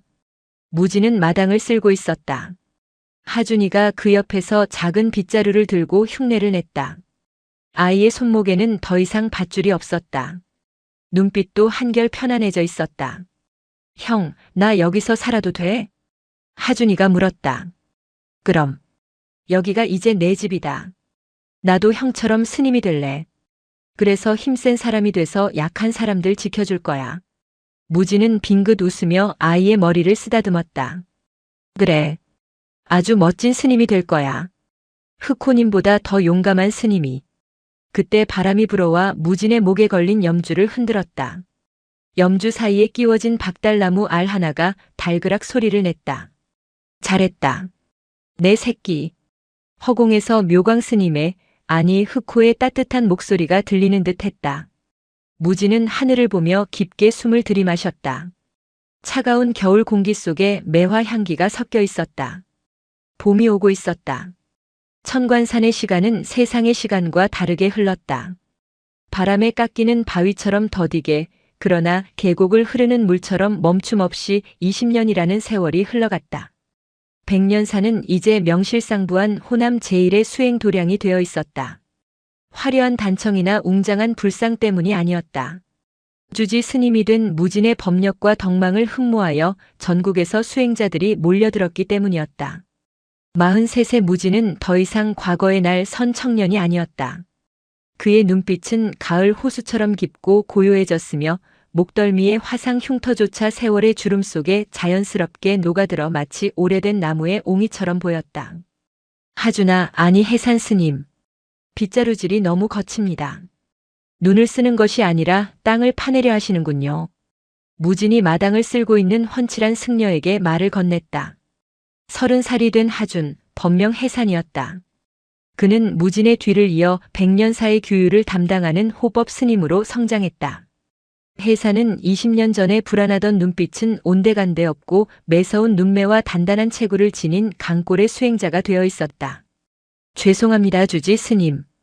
오늘따라 마음이 어지러워 손끝에 힘이 들어갔습니다. 해산이 빗자루를 멈추고 합장했다. 무엇이 그대의 마음을 그토록 흔듭니까? 산 밑에서 들려오는 개발 소식 때문입니까? 아니면 다가오는 기일 때문입니까? 내일은 묘광 스님, 아니 흑호가 떠난 지 30주기가 되는 날이었다. 둘 다입니다. 태산건설이 망하고 난 뒤 잠잠하나 싶더니 이번엔 또 다른 자본들이 들어와 산 밑에 골프장을 짓겠다고 설칩니다. 짐승들이 살 곳이 점점 줄어들고 있습니다. 어제는 멧돼지 가족이 먹을 것이 없어 요사채 부엌까지 내려왔더군요. 해산의 목소리에는 안타까움과 분노가 섞여 있었다. 그는 어린 시절 자신이 겪었던 고통 때문인지 약한 존재나 짐승들이 핍박받는 것을 유독 참지 못했다. 산이 아프면 짐승도 우는 법이지요. 하지만 분노로 맞서면 우리 또한 그들을 해치는 사냥꾼과 다를 바가 없습니다. 차 한잔 하러 들어오시지요. 무지는 해산을 다실로 이끌었다. 다실에는 은은한 차 향기가 감돌았다. 벽에는 해강 노스님이 열반하시기 전 남기신 붓글씨 액자가 걸려 있었다. 방아착 마이너스 마음을 내려놓아라. 해각 스님은 5년 전 흑호가 앉았던 자리에서 좌선한 채로 고요히 입적하셨다. 이제야 친구놈 만나러 가는구나라는 유언을 남기고 미소 띤 얼굴로 떠나셨다. 무진이 차를 따르며 입을 열었다. 해산 스님, 내일 30주기 제사는 간소하게 지낼 것입니다. 허례허식은 묘광 스님께서 원치 않으실 테니까요. 알겠습니다. 헌데 주지 스님, 며칠 전부터 산의 기운이 심상치 않습니다. 느끼셨습니까? 네. 새벽 예불 때마다 법당 뒤쪽 숲에서 짐승의 울음소리가 들립니다. 호랑이 소리는 아닌데 그렇다고 늑대나 살쾡이 소리도 아닙니다. 아주 슬프고 고통스러운 울음소리입니다. 무지는 찻잔을 내려놓고 창밖을 바라보았다. 하늘이 잿빛으로 흐려지고 있었다. 손님이 오시려나 봅니다. 손님이라니요? 오랜 업보를 짊어진 아주 무거운 손님 말입니다. 그날 오후 거짓말처럼 눈이 내리기 시작했다. 첫눈치고는 너무나 거센 폭설이었다. 눈발이 점점 굵어져 한치 앞을 분간하기 어려울 정도가 되었다. 백년사로 오르는 산길은 이미 눈 속에 파묻혀 지워진 지 오래였다. 이 날씨에 누가 올라오겠습니까? 산문을 걸어 잠그는 게 좋겠습니다. 행자승이 걱정스레 말했다. 해사는 고개를 끄덕이며 일주문 쪽으로 향했다. 그때였다. 눈보라 속에서 희미한 검은 점 하나가 꿈틀거리는 것이 보였다. 저게 뭐지? 짐승인가 싶어 자세히 보니 사람이었다. 누더기를 걸친 노인 하나가 눈밭을 기어서 올라오고 있었다. 그는 몇 걸음 걷다 쓰러지고 다시 일어나 기어오기를 반복했다. 해산이 급히 달려가 노인을 부축했다. 보살님, 괜찮으십니까? 이 엄동설 안에 어찌 이런 곳을. 노인은 앙상하게 마른 몸에 악취가 진동했다. 동상에 걸린 손발은 시커멓게 변해 있었고 얼굴은 덥수룩한 수염과 때에 절어 형체를 알아보기 힘들었다. 절에 가야 해. 노인의 목소리는 쇠 긁는 소리처럼 거칠었다. 여기가 백년사입니다. 일단 안으로 모시겠습니다. 해사는 노인을 업고 요사체로 뛰었다. 따뜻한 아랫목에 눕히고 젖은 옷을 벗긴 뒤 미음을 끓여 먹였다. 노인은 정신을 차리지 못하고 헛소리를 중얼거렸다. 불이 뜨거워. 문을 열어줘. 해산의 손이 멈칫했다. 불문. 익숙하고도 소름 끼치는 단어들이었다. 해산은 노인의 얼굴을 젖은 수건으로 닦아냈다. 때국물이 벗겨지자 드러난 얼굴. 깊게 패인 주름과 검버섯이 가득했지만 해산의 기억 속에 각인된 어떤 인상의 파편이 남아있었다. 10년 전, 아니 20년 전의 악몽. 해산은 떨리는 손으로 노인의 오른쪽 손목을 확인했다. 그곳에는 낡고 희미해진 문신 자국이 있었다. 감옥에서 죄수들이 스스로 새겨넣은 듯한 조잡한 점 3개. 설마. 그때 방문이 열리고 무진이 들어왔다. 어떤 분이시냐? 무진이 노인을 내려다보았다. 그리고는 표정이 굳어졌다. 무진은 단번에 알아보았다. 세월이 흐르고 병색이 완연해도 그 눈매만큼은 변하지 않았다. 법은 스님. 무진의 입에서 나직한 탄식이 흘러나왔다.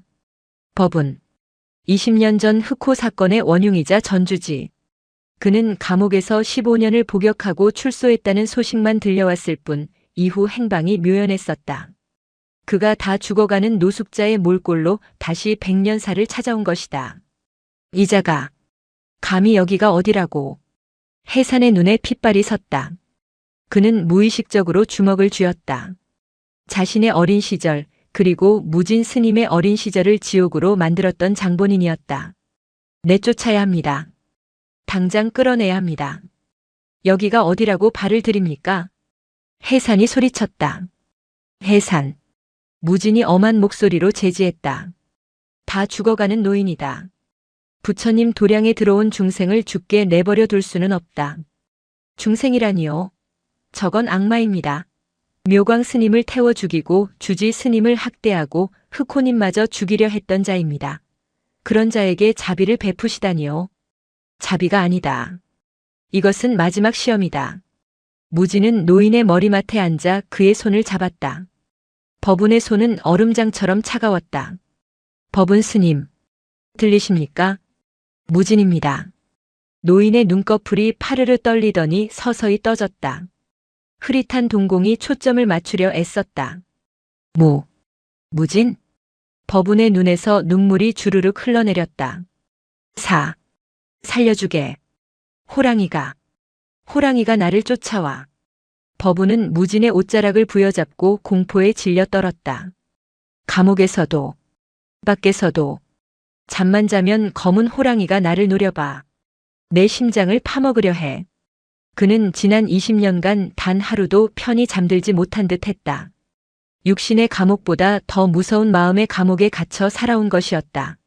아무도 쫓아오지 않습니다. 여기는 백년사입니다. 무진이 그의 손을 토닥였다. 그러나 해사는 차가운 눈으로 그 광경을 지켜보고 있었다. 용서할 수 없었다. 아니, 용서해서는 안 된다고 생각했다. 법운이 백년사에 머물게 된 지 사흘이 지났다. 눈은 그치지 않고 계속 내렸다. 마치 산이 백년사를 세상으로부터 고립시키려는 듯 했다. 법운의 상태는 호전되지 않았다. 그는 밤마다 비명을 지르며 발작했다. 뜨거워. 살려줘. 사제야. 묘강아. 내가 잘못했다. 그의 비명소리는 새벽 예불 소리를 묻어버릴 만큼 처절했다.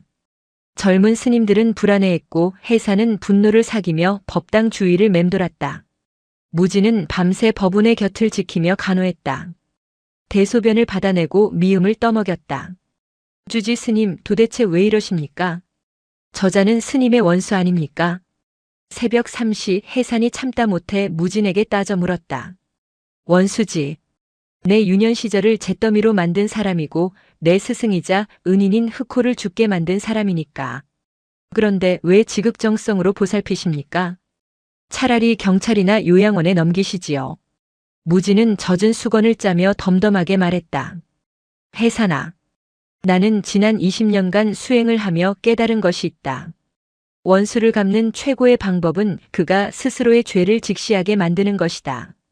그를 내쫓으면 그는 객사할 것이고 자신의 죄를 참회할 마지막 기회조차 얻지 못할 것이다. 그러면 그의 영혼은 또다시 구천을 떠돌며 악귀가 되겠지. 흑호님처럼 호랑이가 되어 돌아올지도 모른다. 악순환을 끊어야 한다. 그게 말처럼 쉽습니까? 제 눈에는 그저 늙고 추한 죄인일 뿐입니다. 두고 보거라. 산이 그를 부른 이유가 있을 것이다. 그때 법운이 거친 기침을 토해내며 깨어났다. 물 좀. 무진이 물을 떠다 먹였다. 법운은 물을 마시고는 조금 정신이 드는 듯 주위를 둘러보았다. 그리고 무진을 빤히 쳐다보았다. 자네, 많이 늙었구먼. 스님께서 떠나신 지 20년이 지났으니까요. 그렇지. 20년. 긴 세월이야. 법운은 씁쓸하게 웃었다. 나를 죽이고 싶지 않은가? 죽이고 싶었습니다. 매일 밤 스님의 목을 조르는 꿈을 꾼 적도 있었습니다. 무진의 솔직한 대답에 법운은 고개를 끄덕였다. 그럴 테지. 나는 죽어 마땅한 놈이야. 법운은 창밖에 눈 내리는 풍경을 바라보며 긴 한숨을 내쉬었다. 그런데 무진아, 내가 왜 이곳으로 기어 올라왔는지 아는가? 참회하러 오신 것 아닙니까? 참회? 하. 그런 고상한 게 아니야. 나는 돌려주러 왔다. 무엇을 말입니까? 법운은 품속 깊은 곳, 속옷 안쪽 주머니에서 무언가를 꺼냈다. 꼬질꼬질한 천에 쌓인 작은 돌멩이 같았다. 이것 때문에 모든 게 시작되었어. 법운이 천을 풀자 그 안에서 기묘한 붉은 빛을 내는 구슬 하나가 드러났다. 탁구공만 한 크기의 붉은 보석. 그것은 마치 살아있는 심장처럼 희미하게 맥동하고 있었다. 무진의 눈이 커졌다. 이것은 정멸보궁의 심장이라 불리는 화정석이다. 30년 전 화재가 나던 날 밤, 법운이 훔치려 했던 것은 금동사리 한만이 아니었다. 백년사의 창건 설화에 나오는 산의 화기를 누르기 위해 법당 밑에 묻어두었다는 전설 속의 보석. 법운은 그것을 파내어 팔아치우려 했었다. 이 돌을 파내자마자 불길이 치솟았지. 묘광이 그걸 막으려다.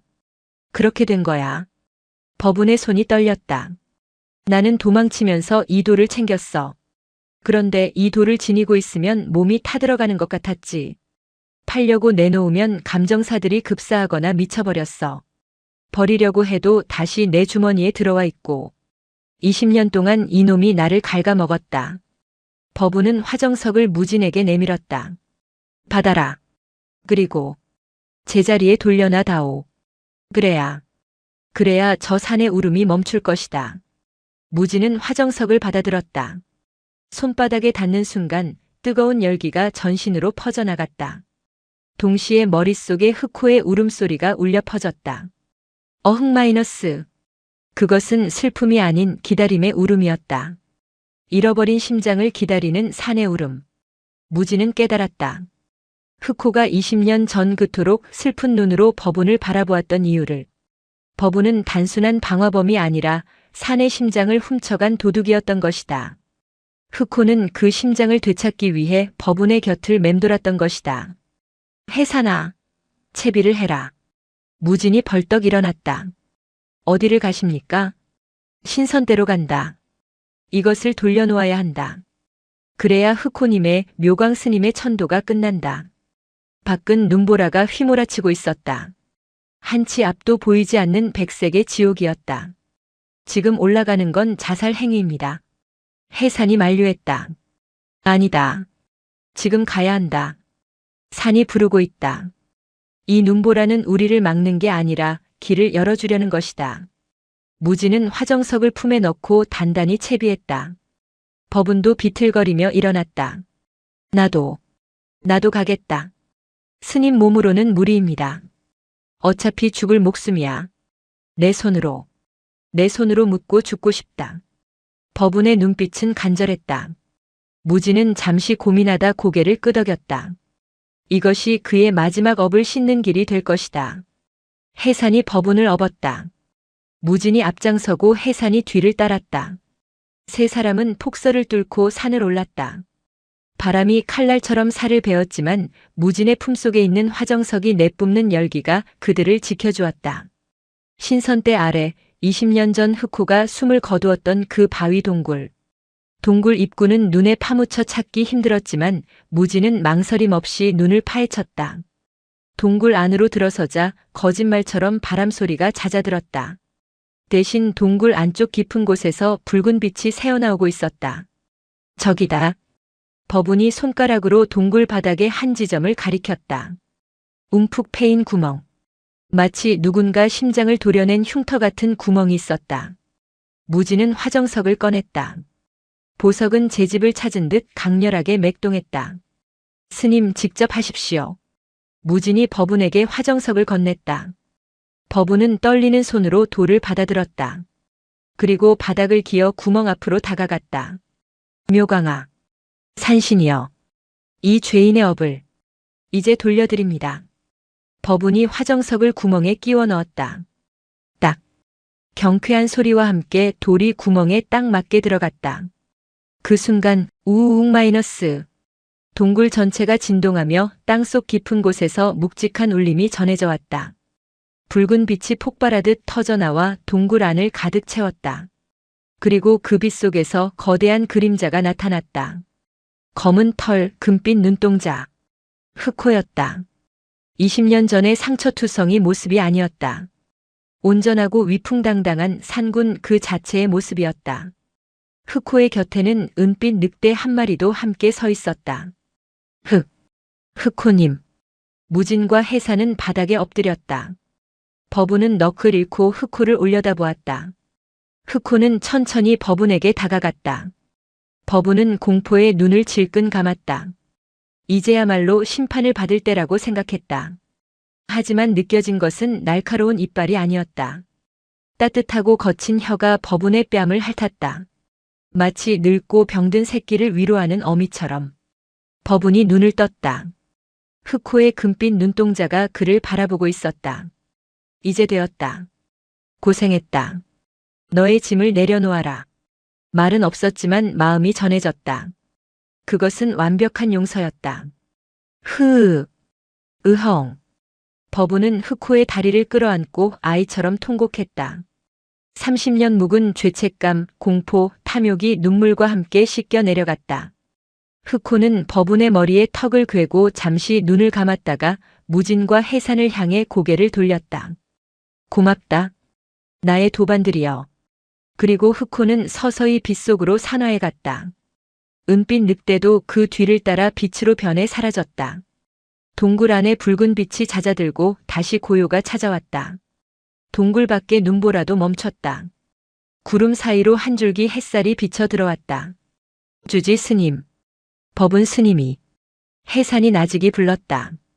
법운은 흑호가 서 있던 자리를 향해 합장한 채 무릎을 꿇고 엎드려 있었다. 미동도 하지 않았다. 무진이 다가가 그의 어깨를 짚었다. 몸은 이미 식어가고 있었지만 얼굴에는 더없이 평온한 미소가 걸려 있었다. 가셨구나. 무진은 법운의 눈을 감겨주었다. 고생하셨습니다. 다음 생에는 부디 욕심 없는 나무로 태어나소서. 무진과 해산은 법운의 시신을 향해 삼배를 올렸다. 30년에 걸친 긴 악연의 고리가 마침내 끊어지는 순간이었다. 무진은 동굴 밖으로 나왔다. 눈 덮인 천관산이 눈부시게 빛나고 있었다. 해산아. 예, 주지 스님. 눈을 보아라. 붉은 기운이 사라졌구나. 이제 더 이상 적설은 없었다. 오직 순백의 눈만이 세상을 덮고 있었다. 법운의 시신을 수습해 내려오는 길은 침묵만이 감돌았다. 해산이 등 뒤에 엎인 주검의 무게는 생각보다 가벼웠다. 한때 백년사를 쥐락펴락하고 탐욕으로 세상을 집어삼키려 했던 거인의 최후치고는 너무나 초라한 무게였다. 소식을 듣고 마을 사람들이 몰려왔다. 그들은 법운의 시신을 보고 침을 뱉거나 욕설을 퍼부었다. 저놈 때문에 우리 아버지가 화병으로 돌아가셨어. 저를 팔아먹으려던 땡중놈 잘 죽었다. 돌멩이가 날아들었다. 해산이 몸을 돌려 시신을 막아섰다. 사람들의 분노는 정당했다. 하지만 죽음 앞에서도 모욕을 당하는 모습에 해산의 마음은 복잡해졌다. 멈추십시오. 무진이 사람들 앞을 가로막았다.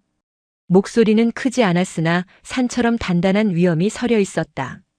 산 사람은 죄를 묻지만 죽은 자는 업을 짊어지고 갑니다. 이 사람은 이미 산군 앞에서 심판을 받고 용서를 구했습니다. 이제 남은 것은 한 줌의 죄로 돌아가는 일뿐입니다. 무진은 법운의 장례를 다비식화장으로 치르겠다고 선포했다. 종단의 일부 승려들이 반대했다. 파문당한 승려에게 다비식이라니요. 당치도 않습니다. 그냥 땅에 묻거나 화장터로 보내시지요. 부처님께서는 살인마 앙굴리 마라조차 제자로 받아들이셨습니다. 불은 깨끗한 나무나 더러운 나무나 차별 없이 태웁니다. 그가 남긴 죄의 찌꺼기까지 이 도량에서 태워 없애야 합니다. 그것이 백년사의 업을 완전히 씻는 길입니다. 무진의 뜻은 확고했다. 그날 밤 백년사 마당에 장작더미가 쌓였다. 법운의 시신이 그 위에 안치되었다. 무진이 횃불을 들었다. 가십시오. 모든 번뇌를 내려놓고 불꽃이 되어 흩어지십시오. 불길이 타올랐다. 매캐한 연기와 함께 시신이 화염 속으로 사라졌다. 사람들은 숨죽여 그 광경을 지켜보았다. 죄인이었으나 마지막 순간 화정석을 되돌려놓고 참회한 인간. 불길이 사그라들 즈음 기이한 현상이 일어났다. 검은 연기 속에서 하얀 나비 한 마리가 피어올라 밤하늘로 날아갔다. 보게. 저걸 보게. 마을 노인 하나가 손가락질했다. 나비는 눈 내리는 허공을 맴돌다 천관산 쪽으로 사라졌다. 해산이 무진 옆에 섰다. 스님 용서받은 걸까요? 용서는 남이 해주는 것이 아니라 스스로 뉘우침으로써 완성되는 것이다. 흑호님은 이미 그를 용서하셨고 법운 또한 마지막 순간 자신을 용서했다. 그러니 이제 되었다. 무진은 타오르는 불꽃을 보며 자신의 목에 걸린 염주를 만지작거렸다.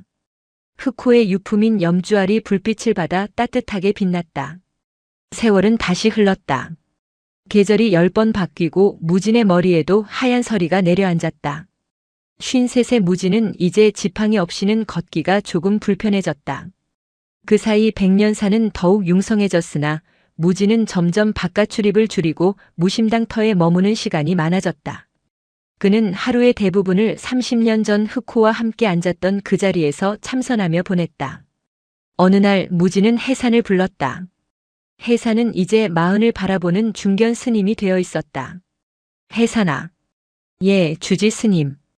이제 이 절의 짐을 내가 맡아라. 무진은 주지 자리를 해산에게 물려주겠다고 했다. 아직 이르십니다, 스님. 정정하신데 어찌하여. 내 몸은 낡은 가사와 같다. 꿰매어 입는 것도 한계가 있지. 나는 이제 남은 생을 정리하며 오로지 나 자신을 들여다보는 공부에만 매진하고 싶구나. 해사는 무진의 뜻을 꺾을 수 없음을 알았다. 취임식은 조촐하게 치러졌다. 해산이 세주지가 되던 날 무진은 짐을 챙겨 무심당 옆에 작은 토굴로 거처를 옮겼다. 방 하나에 이불 한 채, 찻잔 하나가 전부인 소박한 거처였다. 스님, 불편하지 않으시겠습니까? 비어 있어야 채울 수 있는 법이다. 평생을 무엇인가를 지키기 위해 싸우기 위해 살아왔다. 이제는 그저 텅 빈 충만함을 느끼고 싶구나. 무진은 미소 지었다. 그의 얼굴은 더 이상 투사가 아니었다. 천진난만한 동자의 얼굴로 돌아가고 있었다. 그해 겨울은 유난히 따뜻했다. 눈 대신 겨울비가 추적추적 내리던 어느 날 한 통의 편지가 도착했다. 발신인은 없었다. 해산이 편지를 들고 토구를 찾았다. 스님, 이상한 편지가 왔습니다. 무진이 편지를 열었다. 속에는 낡은 흑백 사진 한 장이 들어있었다. 30년 전 화재가 나기 전 젊은 묘광 스님과 갓난아기였던 무진이 함께 찍은 사진이었다. 그리고 뒷면에 비뚤비뚤한 글씨가 적혀 있었다. 고맙소. 내 아들을 지켜줘서. 편지를 보낸 이는 30년 전 화재 때 무진을 버리고 도망쳤던 친척 중 하나였을지도 아니면 당시 상황을 알고 있던 익명의 누군가였을지도 모른다. 무진은 사진을 한참 동안 들여다보았다. 사진 속 묘광 스님은 환하게 웃으며 아기 무진을 안고 있었다. 해산아. 네. 나는 내가 버려진 아이라 생각했다. 그래서 늘 세상이 미웠고 살아남은 것이 부채감으로 남았었다. 무진의 손가락이 사진 속 묘광 스님의 얼굴을 쓰다듬었다. 헌데 이제 알겠다. 나는 버려진 것이 아니라 지켜진 것이었다. 흑호님이, 묘광 스님이, 그리고 너와 법은 스님까지. 모두가 나를 지키기 위해 존재했던 인연들이었다. 무진의 눈가가 촉촉해졌다. 이제 나도 누군가를 지키고 떠날 준비가 된 것 같구나. 폭설 예보가 있던 날이었다. 무진은 아침 일찍 일어나 목욕재개를 하고 깨끗한 승복으로 갈아입었다. 그리고 해산에게 차 한 잔을 청했다. 차 맛이 참 좋습니다. 스님께서 직접 덕으신 찻잎입니다. 그래. 향기가 좋구나. 무진은 찻잔을 내려놓고 해산의 손을 잡았다. 해산아. 너는 훌륭한 주지가 되었다. 너의 짐승 같던 울부짖음은 이제 중생을 깨우는 사자후가 되었다. 나는 더 이상 바랄 것이 없다. 스님, 왜 자꾸 떠나실 분처럼 말씀하십니까? 해산의 목소리가 떨렸다. 무진은 빙긋 웃으며 자리에서 일어났다. 오늘은 저 위에서 참선을 하고 싶구나. 눈이 많이 옵니다. 토굴에서 하시지요. 아니다. 꼭 그 자리여야 한다. 무진은 지팡이를 짚고 무심당터로 향했다. 눈발이 날리기 시작했다. 해산이 뒤를 따르려 하자 무진이 손을 저어 막았다. 오지 마라. 혼자 있고 싶다. 무진은 옛 법당 터 흑호와 처음 만났던 그 주춧돌 위에 가부좌를 틀고 앉았다. 하늘에서 하얀 눈송이가 춤을 추며 내려왔다. 무진은 눈을 감았다. 차가운 바람이 불어왔지만 춥지 않았다. 오히려 어머니의 품처럼 포근했다. 기억들이 주마등처럼 스쳐 지나갔다. 화염 속에서 자신을 안고 뛰던 호랑이의 거친 숨결. 새벽마다 자신 옆에 앉아 함께 호흡하던 흑호의 온기. 복수심에 불타산을 헤매던 날들.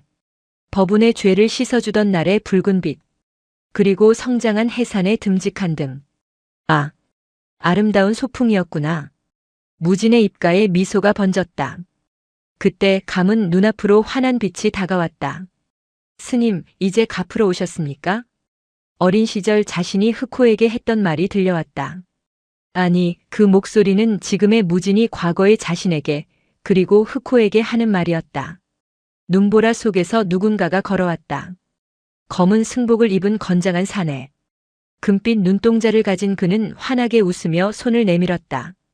가자, 무진아. 이제 집에 가야지. 묘광 스님이었다. 그리고 그 옆에는 꼬리를 살랑거리는 거대한 흑호가 서 있었다. 무진은 지팡이를 내려놓고 그 손을 잡았다. 육신의 고통이 사라지고 영혼이 깃털처럼 가벼워졌다. 네. 스님. 같이 가요. 무진의 고개가 툭 하고 아래로 떨어졌다.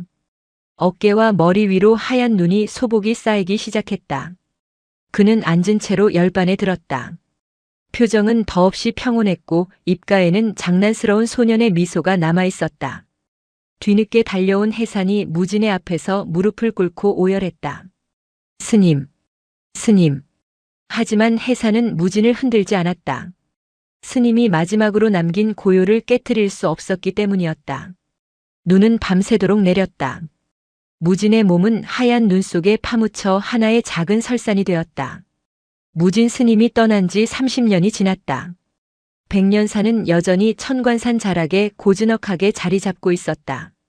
주지였던 해산도 이제 노승이 되어 물러나고 그의 제자가 주지를 맡고 있었다. 겨울이었다. 백년사에는 새로운 동자승 하나가 들어왔다. 이름은 선우. 갓 5살이 된 아이는 유난히 겁이 없고 눈이 맑았다. 선우야, 춥다. 방에 들어가거라. 싫어요. 눈사람 만들 거예요. 선우는 털모자를 쓰고 뒤뚱뒤뚱 무심당터로 달려갔다. 그곳에는 무진당이라는 작은 비석과 함께 동자승과 호랑이가 나란히 앉아있는 동상이 세워져 있었다. 선우는 동상 앞에 쭈그리고 앉아 눈장난을 쳤다. 해 진력이 되자 사위가 어둑어둑해졌다. 그때였다. 숲속에서 부스럭거리는 소리가 났다. 선우가 고개를 들었다. 숲 경계에서 무언가가 걸어 나오고 있었다. 거대한 고양이? 아니었다. 아직 다 자라지 않은 그러나 제법 덩치가 큰 호랑이 한 마리였다. 특이하게도 녀석의 털은 눈처럼 하얀 백호였고 오른쪽 앞발에 마치 화상 흉터 같은 검은 얼룩이 있었다. 보통 아이라면 울음을 터뜨렸을 테지만 선우는 눈을 동그랗게 뜨고 호랑이를 바라보았다. 백호는 어슬렁어슬렁 다가와 선우 앞에 멈춰섰다. 그리고는 엉덩이를 붙이고 얌전히 앉았다. 선우가 배시시 웃었다. 야옹아, 너 덩치 되게 크다. 백호가 콧김을 뿜으며 고개를 갸웃거렸다. 녀석의 눈동자는 깊은 호수처럼 맑고 깊었다. 백호는 앞발을 뻗어 선우의 털모자를 툭 건드렸다. 장난을 치자는 듯 했다. 선우는 까르르 웃으며 백호의 목을 끌어안았다. 따뜻해. 백호는 가만히 선우의 등을 혀로 핥아주었다. 그 모습은 마치 아주 오래전 헤어진 친구를 다시 만난 듯 애틋했다. 그때 멀리서 노승이 된 해산 스님이 그 광경을 목격했다. 허. 해산은 눈을 비볐다. 50년 전 흑호와 무진이 앉아있던 그 모습이 겹쳐 보였다. 무진 스님은 마지막 순간 해산에게 이런 말을 남겼었다. 다음 생엔 내가 흑호님을 지켜줄 것이다. 내가 산군이 되어 다시 올 그분을 맞이할 것이다. 해산의 눈에서 주름진 뺨을 타고 눈물이 흘러내렸다. 오셨군요. 정말로. 약속을 지키러 오셨군요. 백호가 해산 쪽을 보며 짧게 울었다. 컹. 그것은 잘 있었느냐는 안부 인사 같았다. 선우는 백호의 등에 얼굴을 문지르며 속삭였다. 너 나랑 여기서 살래? 내가 밥도 주고 놀아줄게. 백호가 고개를 끄덕이듯 선우의 어깨에 머리를 기대었다. 눈이 내리기 시작했다. 하얀 눈송이가 아이와 백호 위로 춤추듯 내려앉았다. 시간이 돌고 돌아 인연은 다시 만났다. 형태는 바뀌었지만 서로를 위하는 마음만은 변치 않았다. 선우는 눈을 감고 백호의 숨소리에 맞춰 호흡을 시작했다. 후, 후. 백년사의 겨울밤은 깊어가고 전설은 그렇게 다시 시작되고 있었다. 눈 덮인 천관산 위로 2개의 발자국이 나란히 찍혀 영원히 지워지지 않을 길을 만들고 있었다. 영상이 마음에 드셨다면 구독과 좋아요, 댓글 부탁드립니다.